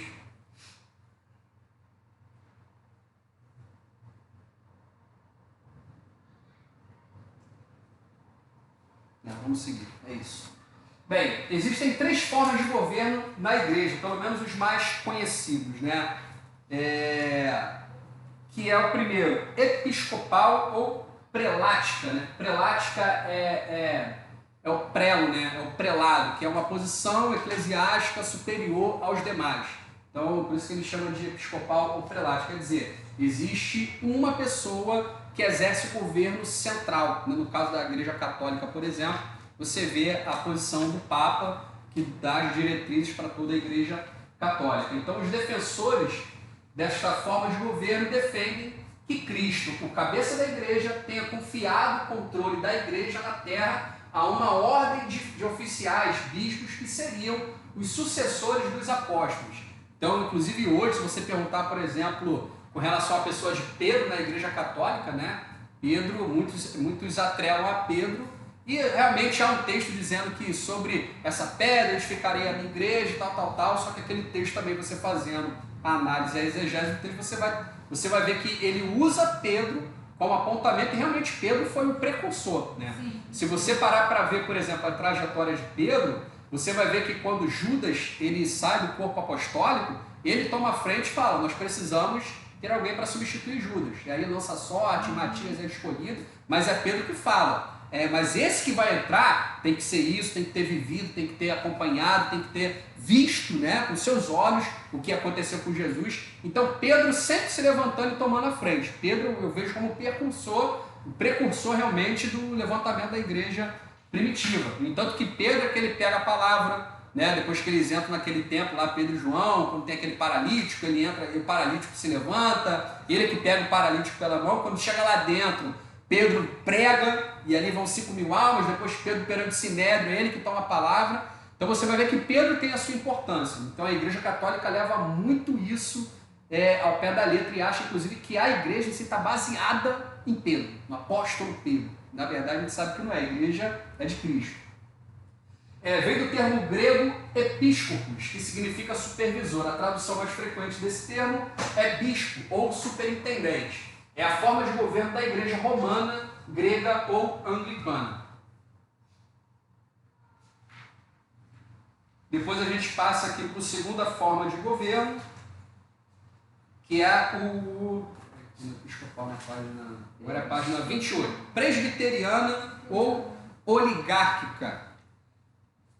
Forma que o poder de governar reside nas assembleias, sínodos ou presbitérios e sessões. Esse sistema tem um controle menos centralizado do que o sistema episcopal. Se baseia na liderança representativa. Quer dizer, a igreja presbiteriana é nesse sentido, tá? Existe, claro, os pastores, as pessoas que exercem um poder maior, mas tudo é feito através de um colegiado. Mesmo aquele que detém um poder maior, isso é levado para um clero, a um conselho que é ali discutido e tomado as decisões. E por último, a igreja congregacional ou independente. Como o próprio nome sugere, seu enfoque de autoridade recai sobre a congregação, sobre o próprio corpo local de crentes. Quer dizer, a congregacional é a igreja, os membros se reúnem e definem as diretrizes ou a decisão que deva ser tomada. Diga-lhe.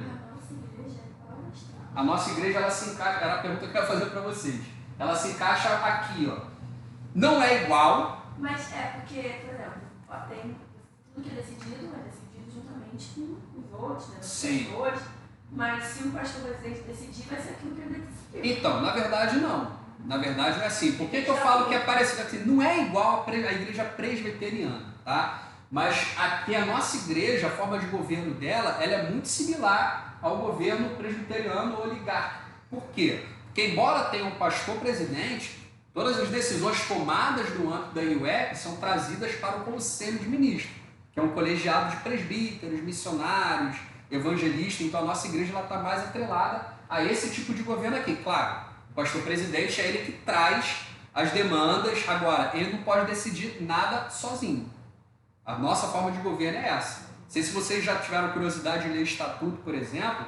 O estatuto ele deixa muito claro até onde vai o poder do pastor presidente, inclusive do lado financeiro, né, da igreja. Ele pode, tem até uma faixa que ele pode aprovar despesas num determinado valor. A partir disso, ele tem que tomar a opinião, né, e a aprovação do conselho, entendeu? Não vou entrar nesse mérito. Então, Não é totalmente sozinho. Mas assim, claro, o pastor presidente ele tem o seu poder porque ele é o representante, na verdade. Ele tem a maior parcela, como é que eu vou dizer, de poder, né? Porque ele é que traz as demandas, ele é que decide o que vai ser trazido, o que não vai ser trazido, para o conselho analisar. Agora, o estatuto da IUEP ele deixa muito claro a presença, o poder no conselho de ministros. Então diz que toda decisão emana do conselho de ministros, entendeu? Que é o colegiado de presbíteros, evangelistas, pastores e missionários, tá? Então aqui a nossa igreja é muito próxima do sistema presbiteriano, tá? Vamos seguindo aqui. Corpo eclesial. Deixa eu ver se eu marquei alguma nessa parte aqui para falar para vocês. Vocês costumam corrigir os exercícios também, não é isso? Sim. Em aula, né? Uhum. Então a gente, com essa parte aqui, o corpo eclesial já está na segunda parte. Antes disso tem um questionáriozinho. Vamos responder aí? Porque é através desse questionário que vocês fazem a prova, né? Uhum. Alguém já fez, não? Eu fiz só depois, só. Vocês pegaram agora, né? Pegaram agora. Então vamos fazer junto aí. Sem colar aí, vamos lá, para a gente lembrar de cabeça. Eclésia deriva-se de uma palavra grega, que significa chamados para fora. Isso aí, letra A. A missão tríplice da igreja aqui no mundo é letra B, perfeito. Letra B? Letra B de bola. Forma de governo onde a autoridade recai sobre a congregação, sobre o próprio corpo local de crentes. Falamos agora sobre isso. Qual é essa daí? Letra B, né? Congregacional, letra D de dado aí. Ah, Tá? Isso, a congregacional é quando recai Eu nem sabia sobre a disso. membresia. Uma congregacional lá perto de casa. Nem sabia. Assim, isso até eu estava esquecendo. Mesmo sendo a nossa igreja, por exemplo, parecido com a presbiteriana, onde recai sobre o conselho, mas muita coisa é levada também à membresia. Né? Por exemplo, vou dar um exemplo aqui na igreja de Madureira. Claro, a nível campo, cabe ao pastor presidente, mas aqui existe um pastor que poderia tomar as suas decisões e fazer o que é bem feito. Entendeu? O que quer fazer. Ele tem autonomia para isso. É o hoje da igreja, é o pastor constituído. Só que você vê muito pastor conversando com a membresia. Então, em algumas situações, mas isso depende exclusivamente de quem está no governo. Tem pessoas que são mais centralizadoras e tem pastores, líderes que são mais descentralizadores. Quer dizer, conversam com a igreja, procuram saber, têm opinião. Então, a nossa igreja está caminhando também muito para esse lado. Embora seja ali muito similar ao presbiteriano, mas existe a parcela congregacional também, em que o membro ele pode manifestar, pode conversar, dar opiniões, não é algo engessado, né? Manda aqui e obedece lá. Não é assim, a gente sabe que não é assim. Aí vamos para o verdadeiro ou falso aí. A igreja é o fundamento de Cristo, o reino de Deus, um plano parentético do Pai. Isso aí está certo ou errado? Errado. Está errado, não tem nada a ver com parentético, Eu né? nem sei o que Tem. é parentético. Parentético é laço de parentes, é próximo, é a proximidade. Exatamente, nem é o reino de Deus que a gente falou, lembra? Faz parte do reino, contudo, não é o reino. É o corpo. Igreja militante é a comunidade cristã que peregrina em direção ao descanso eterno, revestida pela armadura de Deus para vencer o inferno. Dá certo. Correto, isso aí. Matamos aí o questionário. Vamos entrar aqui em corpo eclesial. Essa segunda parte eu vou dar mais uma acelerada, porque tem muita coisa aqui que é mais voltada à administração, e fala até sobre carta, ele detalha aqui, né, tipo de carta e tal. Eu vou só passar resumidamente, mas aí é mais um bate-papo de como é que funciona. Ele tem uma diretriz aqui, como a Assembleia de Deus funciona, mas eu vou trazer um pouquinho da visão de como é que a IUEP funciona nesse sentido, tá? Corpo eclesial constitui-se basicamente de dois ofícios, a saber, primeiro, pastor, ministro, ancião, presbítero e bispo. E o segundo grupo, diáconos. É o que a gente, quando se fala em corpo eclesial, bíblico, a partir ali do livro de Atos, quando se levanta e se inicia a igreja primitiva, é basicamente esses dois tipos, né, de clero que a gente vê, que a gente observa na igreja primitiva. O primeiro, que basicamente é a mesma coisa, quando se cita lá bispo, ou presbítero, ou pastor, ele está se referindo à mesma função eclesiástica quando se era fundada ou aberta uma igreja. Por isso eu coloquei aqui, no primeiro caso, os vocábulos são empregados para designar o mesmo ofício, pois significam oficialmente o mesmo. Então, se você tem algumas referências aí que fala em Timóteo 3:1, Tito 1, de 5 a 7, um vai falar de bispo, outro vai chamar de presbítero, né? Em Tito fala que Timóteo falando a Tito, né? Com relação, Paulo falando a Tito, na verdade, sobre instituição dos presbíteros, né? Sobre a igreja de Creta, enfim. No segundo caso, o vocábulo significa ministro ou servo, mais utilizado como servo, né? Embora em algumas traduções também fala como ministro. Na verdade, tem o sentido de ministrar, por exemplo, né? De servir. Foram escolhidos para atender as demandas temporais da igreja. Atos 6, de 1 ao 7. Então, o diácono, ele tem essa função. Por que os diáconos foram instituídos? Né? Está lá em Atos capítulo 6. Justamente para desafogar os presbíteros, os bispos, né? Os ministros, para a sua função, que era realmente apacentar as igrejas. Quando o trabalho estava sendo tomando uma demanda muito grande, houve-se a necessidade de instituir-se diáconos. Então foi para isso que o diácono foi instituído e consagrado, justamente para trazer, né, na verdade, atender as demandas temporais da igreja, tá? E liberar o pastor, o ancião, o presbítero para a função de apacentador, de líder da igreja. Deixa eu ver se eu marquei alguma coisa aqui importante.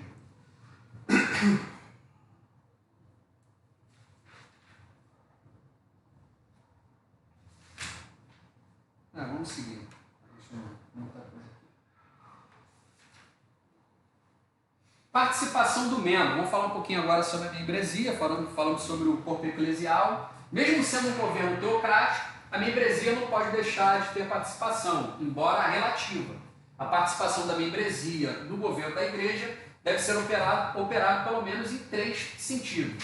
A saber, cooperação, apoiando as decisões e reconhecendo que o governo provém de Deus. Então, quando se fala numa forma de governo como a IUEP, né, que é aqui o caso, o membro ele tem a sua participação, né, embora relativa, como o texto diz. Mas o membro também participa desse governo, né, porque a igreja ela não é composta só por lideranças. O membro também tem um papel muito importante.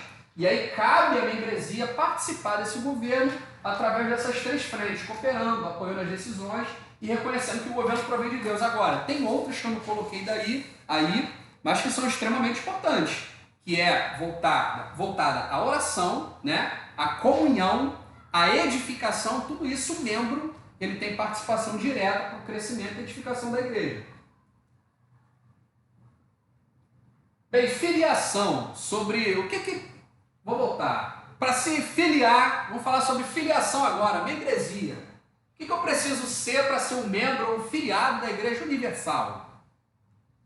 Já que vocês pegaram o conceito aí da Igreja Universal. Ter fé em Cristo e também fazer parte do corpo. Basicamente. O ingresso na Igreja Universal é exclusivamente pela experiência da salvação, pela graça mediante a fé. Então, o que eu preciso fazer para me filiar, para fazer parte da Igreja Universal? Eu preciso ser noivo de Cristo, eu preciso ser a Igreja de Cristo, né? Eu não vou me atrelar à igreja local, às obrigações ou às diretrizes sobre batismo. Não, para ser Igreja Universal não precisa disso. Para ser Igreja Universal precisa fazer parte do grupo de salvos, grupo de santos. O que a Bíblia fala com relação a isso? Crer no Senhor Jesus e será salvo. É mediante a fé. Só com um simples ato de você reconhecer, como a Bíblia fala, se no teu coração creres e com a tua boca confessares, que é o ato de você declarar Jesus como seu Senhor e Salvador, automaticamente a graça recai sobre a tua vida, através do sacrifício, né, de Cristo, e nós, a partir daquele momento, fazemos parte da igreja salva, dos santos salvos, né? Então, esse é o único ponto, é a única diretriz para que possamos fazer parte da Igreja Universal. Agora, para a igreja local, como eu disse, a Igreja Universal é um organismo vivo. Para a igreja local, que é aquela visível, que é a IUEP no caso, é a igreja visível, aí cada igreja tem as suas diretrizes, tá? E aí como é que eu faço parte da igreja local? Através de batismo, né? Você frequenta uma igreja, quer manifestar sua vontade de participar daquela igreja, quero ser recebido. Aí existem várias formas. Se eu não sou batizado, eu vou me batizar, é uma ordenança de Cristo, né? O batismo. Batismo é uma ordenança de Cristo, mas não é condição para a salvação, tá? Só para deixar claro isso. Não existe condição para a salvação a não ser aquilo que a gente falou sobre a Igreja Universal. Batismo não salva ninguém. É uma ordenança, assim como a Santa Ceia, mas não é condição para a salvação. Então, batismo nas águas, cartas de transferência, quando você participa de um grupo, de um determinado grupo de igreja local, quero ir para outro, uma carta de transferência ou mudança. Aclamação, tem muita gente que tem dúvida com relação ao termo aclamação, é quando eu chego numa igreja, eu já sou batizado, mas eu chego numa igreja sem documentação nenhuma, caí aqui, não quero dizer de onde eu vim aqui. A igreja pode te receber por aclamação. O que é aclamação? É simplesmente a aprovação da grande maioria, né, da congregação, que te aceitam a sua chegada, a sua inclusão, através de uma aclamação. A aclamação é o de acordo lá, o ok, da maioria da membresia. Aí Isso é tem que passar aclamação. pelo processo também do batismo novamente? Não. Tem pessoas, assim, se você vem... Aclamação. Então, exatamente. Quando você não vem de uma igreja, não tem carta, não tem uma história, aí você vem. Agora, com relação ao batismo, não. Se você vem de uma igreja que professa a mesma fé, né, que professa aquilo que a igreja evangélica professa, não há necessidade do batismo. Então, já teve caso aqui na igreja, por exemplo, que a pessoa ela foi até batizada, mas ela sentiu o desejo de se batizar de novo, porque ela não, quando ela foi batizada em outra denominação, ela não sabia exatamente o que significava. Então, aí eu quero me batizar de novo, porque agora eu entendo. Então eu quero conscientemente dar esse passo. Então, se batizou de novo. Agora, quando você vem de uma outra igreja que não professa a mesma fé, né, os mesmos princípios, aí é necessário um novo batismo. Por que é o batismo, na verdade? O batismo é uma declaração pública da fé que você está professando ali. É simplesmente isso, é um ato de demonstração e público, só isso. Esse é o significado do batismo. Claro, você está declarando ali, no entanto que são feitas aquelas perguntas, né? Crê no Senhor Jesus, crê na Bíblia Sagrada, crê que Cristo morreu pelos teus pecados e vai voltar para te levar como igreja santa. Então tem essas perguntas justamente para você declarar. É uma confissão pública, né? Você está dizendo para as pessoas que você está professando aquela fé. Está morrendo para uma vida antiga e está nascendo como uma nova criatura. Basicamente isso. E morre mesmo. O significado do batismo é esse, né? É você ser sepultado e ser ressuscitado com Cristo, tá? E a reinclusão é quando, não está nem na apostila, a reinclusão eu botei porque é uma forma de, acontece muito aqui na UEP, quando alguém já era, passou um tempo fora, aí voltou. Então ele é recebido aqui na UEP como reinclusão, tá? Bem, deveres dos membros, isso tudo aí, gente, eu estou só passando rápido, inclusive isso aí está no estatuto da igreja. Depois, se vocês tiverem curiosidade, pode ver qual é o meu dever como membro da UEP. O que eu devo fazer? Qual é a minha obrigação? Quais são os meus direitos? Então tudo isso está lá no estatuto da igreja. Tem na apostila também. Tem alguma. Isso aqui eu tirei da apostila. Eu não sei se eu tirei, coloquei tudo aqui ou se eu trouxe só alguns. Eu acho que eu trouxe tudo para cá. Então consagrar-se, aprender a levar as almas a Cristo, isso é aquela primeira missão lá, é a evangelização, enfim. Honrar, respeitar e sustentar a obra com dízimos, assistir aos cultos, votar nas várias reuniões, participar da Santa Ceia, visitar e ser visitado, tomar parte nas atividades da igreja, ser separado eventualmente para obreiro, enfim. Quando você pega o Estatuto da UEP para ler, inclusive tem algumas outras coisas sobre liderança, né? Enfim, fala algumas coisas lá também. E aí ele já entra aqui, caminhando para o final, com relação a cartas, aí na apostila de você, eu trouxe para cá, mas antes de entrar em cartas aqui, já vou abordar sobre isso, tem um ponto que eu não trouxe, mas eu queria só fazer a leitura com vocês. Aqui fala sobre a aclamação, que eu já expliquei. Além do que prescreve o estatuto, tá? Também tem os deveres. Perigos a serem evitados. Está aí na página 36. São pontos aqui que eu acho que é legal a gente só passar e abordar. Pensar o pastor somente no número de membros, né? Papo que a gente estava tendo lá no início, né? Com relação à quantidade de membros da igreja. Tem pastor que só visa isso. Eu quero a minha igreja cheia. Eu quero, o que eu faço para me ter a minha igreja cheia? Por quê? Porque a igreja cheia traz recurso, né? Igreja cheia traz fama, traz notoriedade. Então, um dos perigos do pastor é pensar assim, eu quero a minha igreja cheia, beleza. Mas cheia de quê? Qual é a qualidade dos membros que você tem? Será que são pessoas ali que realmente fazem parte do que a gente viu lá atrás, da igreja universal, da igreja que vai subir, da noiva de Cristo? O que adianta ter uma igreja cheia, né? Enfim. Pensar demais em apoio financeiro ou social não significa que não devemos pensar, claro que devemos. A igreja ela tem um papel crucial também no atendimento à sociedade, né? A gente precisa fazer diferença no ambiente, no lugar onde nós estamos.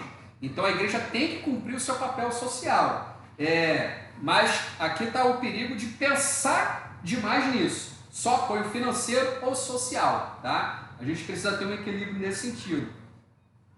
Ter na igreja como membros pessoas que não querem se comprometer com um bom exemplo. Também são perigos que a gente precisa não só observar, mas pregar com relação a isso, ensinar com relação a isso. Ter na igreja como membros pessoas que creem em doutrinas diferentes, né? Uma coisa é termos pensamentos, né, e questionarmos. Eu acho que assim, o questionamento é sempre válido, sempre válido. Eu me questiono muito, muitas palavras, exortações, pregações, eu me questiono muito, para saber se realmente aquilo está de acordo com a Bíblia, porque as pessoas podem se enganarem, todo mundo é falho. Eu já falei algumas coisas que depois, algum tempo eu preguei, isso aqui eu acho que não era muito dessa forma não.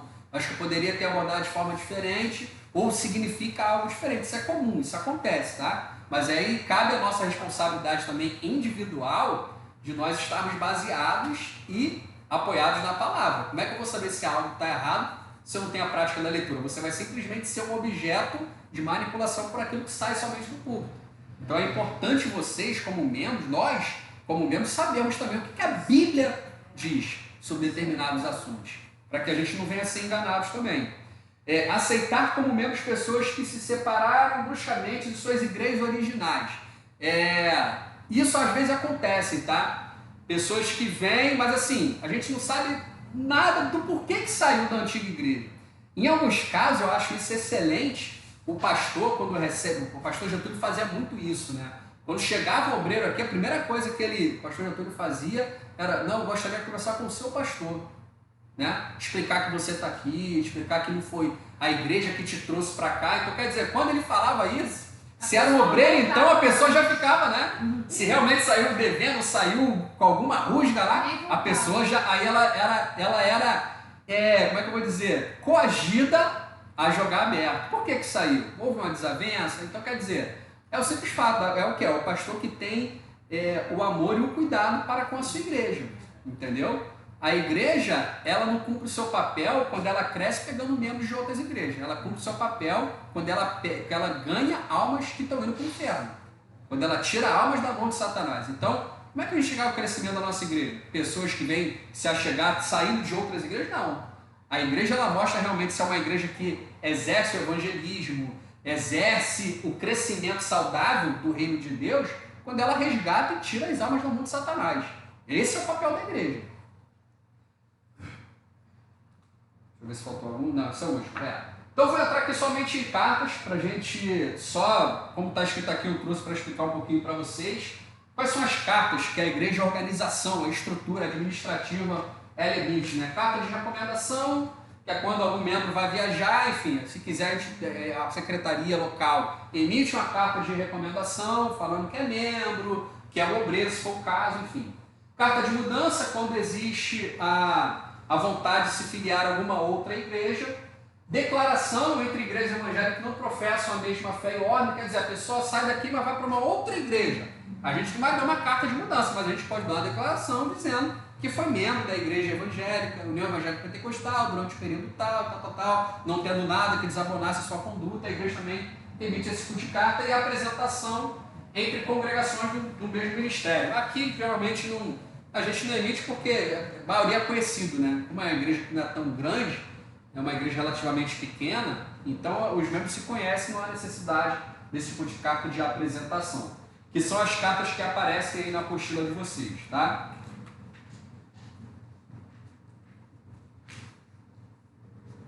Caminhando já para o final, falando sobre disciplina na igreja. Aí na página 38 e 39 só fala sobre disciplina, né? O que é a disciplina na igreja?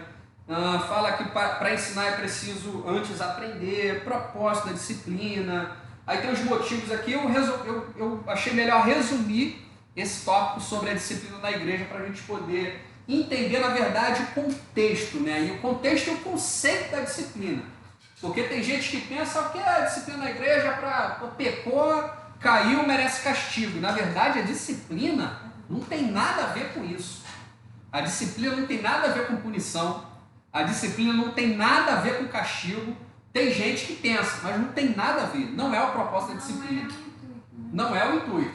Então, o que é a disciplina na igreja? Por que a igreja precisa? E você vai ver referências, aqui tem uma, por exemplo, em que os próprios apóstolos exerciam a disciplina eclesiástica na igreja primitiva. Por quê? Porque isso traz uma característica para a igreja. Quer dizer, a igreja não compactua com aquilo que está sendo realizado por alguns membros. Então, a igreja primitiva, você vai ver os apóstolos que, para algumas igrejas, eles eram rigorosos e traziam esse atolo justamente para mostrar para a igreja: olha só, isso aqui não faz parte da igreja que Cristo fundou. Então, quem comete esse tipo de coisa merece ser disciplinado, mas não é uma punição, é justamente para que aquele que é objeto da disciplina, ele venha refletir e que haja um arrependimento. O objetivo da disciplina é isso, é que a pessoa ela possa realmente olhar para si e entender: pequei, errei, e hoje, naquele período de disciplina, não faço parte do corpo de Cristo, da igreja local, e isso me faz falta. Então esse é o propósito da disciplina. A disciplina é uma bênção, e uma necessidade da igreja. Deus é um Deus de ordem, como o Pai disciplina seus filhos, assim deve haver disciplina na igreja. Aí lá em Hebreus 12, 5 a 6, esse texto eu acho que tem até Acho que é esse texto que eu queria trazer o contexto dele, que é interessante, quando ele fala que o Senhor corrige aquele filho que ama, né? Deixa eu ver se eu... Tá aí escrito na frente. Não, mas eu queria pegar alguns versículos antes. Hebreus 12.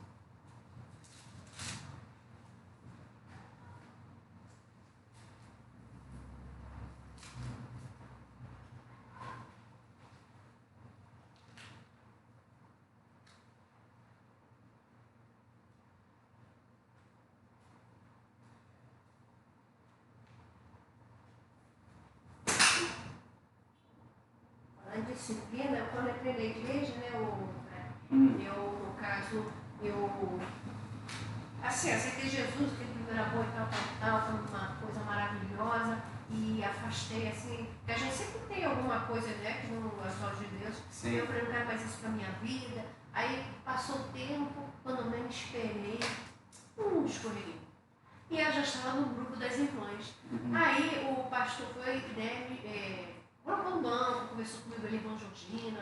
E eu falei, que é isso, pastor? Eu era muito assim, do mundo, né? Mas que isso? Quem não peca por causa disso, você não quer? Aí ele foi com aquele carinho, pastor Getúlio, sabe? Aí é por isso que eu estou te falando, é importante a gente saber a palavra, ler, entendeu? Pra você. Aí ali ele foi, irmã Georgina, com aquele carinho deles, aí aquilo. E o Espírito Santo dentro da minha casa, eu falei mesmo. Tudo que eles falaram pra mim, sabe? Porque eu achava errado. E tirar banco porque eu pequei, entendeu? Eu escorreguei, eu pequei assim, entendeu? Eu pequei com Mas Deus. toda é a forma com que é o que você falou, né? É explicar o propósito daquilo ali. Não é simplesmente para te punir. Né? Não, Disciplina Vai é isso. ganhar. Não, É, nada uma disso, coisa assim, nada bem disso. pessoal, Só pra sabe? você chegar à Ele conclusão chega que você comigo, errou, que você se me arrependeu. explicando. Aí depois eu em casa falei mesmo, eu chorei mesmo, meu Deus. Ó, vou só pegar uns versículos antes aqui dessa referência, ó. A partir do 2 ali, olhando para Jesus, autor e consumador da fé, qual pelo gozo que lhe estava proposto, suportou a cruz, desprezando a afronta, e assentou-se à destra do trono de Deus. Considerai, pois, aquele que suportou tais contradições dos pecadores contra si mesmo, para que não enfraqueçais, desfalecendo em vossos ânimos. Ainda não resististes até ao sangue, combatendo contra o pecado. E já vos esqueceste da exortação que argumentava convosco como filhos. Filho meu, não despreze a correção do Senhor, e não desmaies quando por ele fores repreendido. Porque o Senhor corrige o que ama e açoita a qualquer que recebe por filho. Se suportais a correção, Deus vos trata como filhos. Porque que filho há a quem o pai não corrija? Mas se estáis sem disciplina, de qual todos são feitos participantes, sois então bastardos e não filhos. Além do que tivemos nossos pais segundo a carne, que nos corrigirem e nós os reverenciamos, não nos sujeitaremos muito mais ao Pai dos Espíritos para vivermos? Então olha o contexto que ele traz da disciplina. Uma vez eu estava estudando, eu trouxe uma mensagem sobre pais e filhos, e aí eu trouxe uma série de referência com relação à disciplina de um pai para com o filho. E eu não vou lembrar agora de cabeça algumas referências, mas fala que aquele pai que não estende a sua vara para o seu filho, para o corrigir, ele não ama na verdade. Né? Então, até a correção, a disciplina, isso é um ato de amor. É um ato de amor de um pai para com o filho. Eu, por exemplo, eu gosto de corrigir meus filhos? Claro que não. Mas eu sou pai e eu preciso corrigir meus filhos. E às vezes eu preciso discipliná-los. Um tapinha na mão, um tapinha lá no bumbum, é necessário. Infelizmente ou felizmente, né, a gente não gosta de fazer, mas isso faz parte da vida de um pai para com o filho. Imagine Deus olhando para nós. Significa que se ele está te corrigindo, é porque ele te ama. É porque ele quer te ver no caminho. É que ele quer que você aprenda que aquilo não é benéfico para você. Então o ato da disciplina de um pastor para com o membro deve se cumprir, deve ser da mesma forma. Claro, gente, a gente vê cada dia, assim, isso se intensificar, quando a gente fala em disciplina, e é um ponto que a gente precisa abordar, o sigilo ele deve ser muito importante, né? E hoje a falta de confiança nas igrejas, com líderes, com pastores, enfim, a gente vê por aí afora, é muito complicado você tratar com relação à disciplina dentro da igreja local. Mas, assim, olhando para o tratamento e o melhor dos mundos, se assim podemos dizer, do relacionamento entre um pastor e um membro, em termos de disciplina, é que haja um comprometimento, é que haja uma abertura e um sigilo para a discussão desse tipo de problemas que acontece, e ele tem amor e a liberdade de poder te disciplinar. Mas a gente vê muito como, às vezes você conversa, daqui a pouco a igreja toda sabe. Então muita gente prefere reter consigo, né? E a gente sabe o que acontece, eu não vou mentir para vocês. Mas isso, se acontece, está errado. A igreja ela precisa realmente ter esse cuidado, né? O líder, o pastor, ele precisa ter esse cuidado. Então, com relação à disciplina, esse é um sentimento que a gente tem que ter com relação à disciplina eclesiástica na igreja, né? É sentir que Deus, ele nos ama e ele quer nos corrigir, ele quer trazer sobre nós o arrependimento de que aquilo que a gente fez é errado e não merece ser praticado novamente. Então, isso é a disciplina. Por isso que eu falo, que a gente escreveu aí, está na apostila, que a disciplina, na verdade, é uma bênção, entendeu? Aí fala um pouquinho sobre tudo isso. O objetivo da disciplina é transformar vidas e formar caráter, não é punir. A palavra disciplina tem origem latina e significa ensino metódico, trazendo um pouquinho sobre o que significa disciplina, né? A palavra em si. Significa ensino metódico, ensino continuado. Disciplina é a palavra derivada de docere, que significa ensinar, dar exemplo. Por exemplo, corpo docente. Por que docente? Vem de docere, que é ensinar, é doutrinar, é disciplinar, né? Ou seja, corpo de professores, de ensinadores. Portanto, vemos que a disciplina não se confunde com castigo, nem com punição. A disciplina envolve, deste modo, a ação de ensino com método, de um ensino voltado para um objetivo, que é aquilo que eu falei para vocês, é trazer a reflexão ao membro, aquele que cometeu determinadas infrações ou erros, a entender o que realmente significa a disciplina, tá? Bem, gente, e aqui eu encerro a próxima aula, aula 2, a organização da igreja. Vamos falar um pouquinho mais, entrando no detalhe de como é que é feita, como é que foi feita a organização da igreja, e depois a gente vai entrar para a parte de liderança. Então, por hoje é isso aí. Alguém tem alguma pergunta, alguma dúvida? Hebreus capítulo 12. Eu li do... Vamos fazer o questionário? Eu vou fazer o questionário, esses minutinhos finais aí. Não esquece. Não a gente esquece. Hebreus 12, pode ler do primeiro ali até o... Hebreus 12 até o 11. Hebreus 12, de 1 a 11. Vou finalizar aqui com um questionário. Pessoal de casa aí, estão me ouvindo ainda? Estão quietinho? Querem aproveitar e fazer alguma pergunta? Estou aqui com vocês também. Tá? Raquel, Maeni, Ana Meire. Estão gostando da aula? Tá claro? Dúvidas?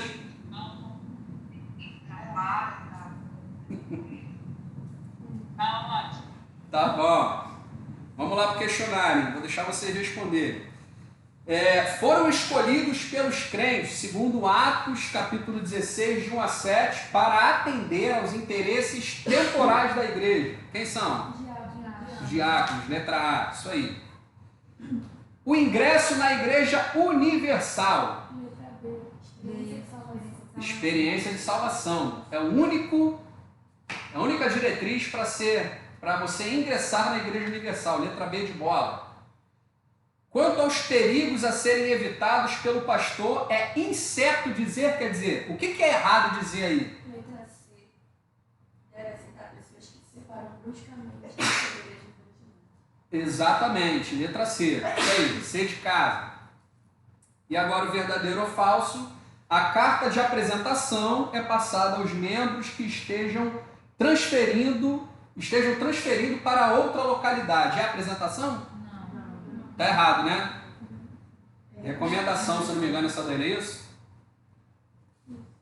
E a última, o que ensina precisa primeiramente disciplinar-se a si mesmo, a fim de dar o exemplo. Tá correto, né?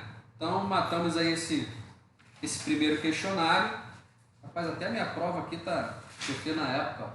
Hoje mulher de vocês aqui. A questão de que você estava falando de disciplina, que Deus disciplina, né? Tem gente que eu noto que acha que Deus é amor e que não disciplina.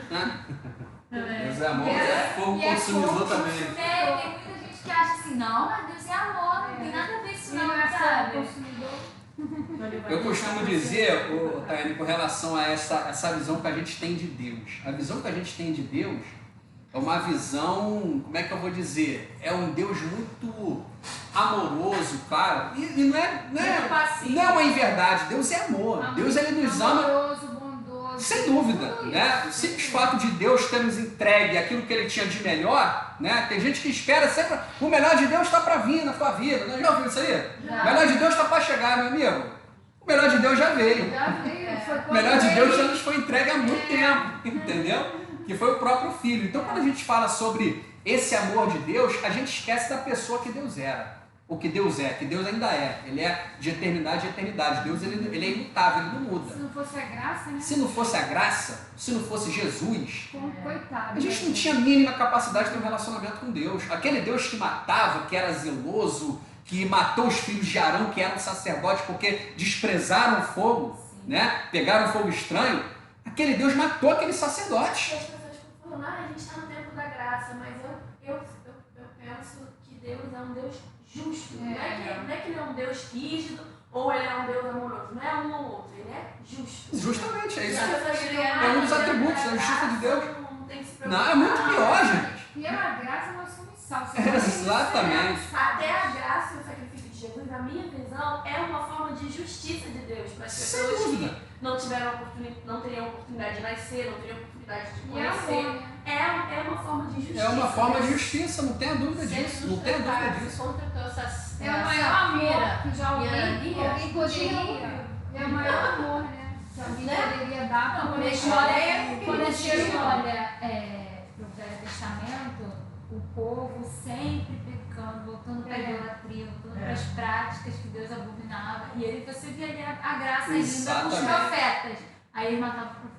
Exatamente. Acreditavam nos profetas falsos, que pregavam as mentiras. Então você vai ver nesse E relacionamento. aí, não, você vai vendo a graça ainda de Deus ali, mesmo que Jesus ainda não tinha vindo, né? Mas mesmo assim, ele tinha misericórdia. Aí ele não podia ser conivente mais, aí ele mandou o povo pro cativeiro.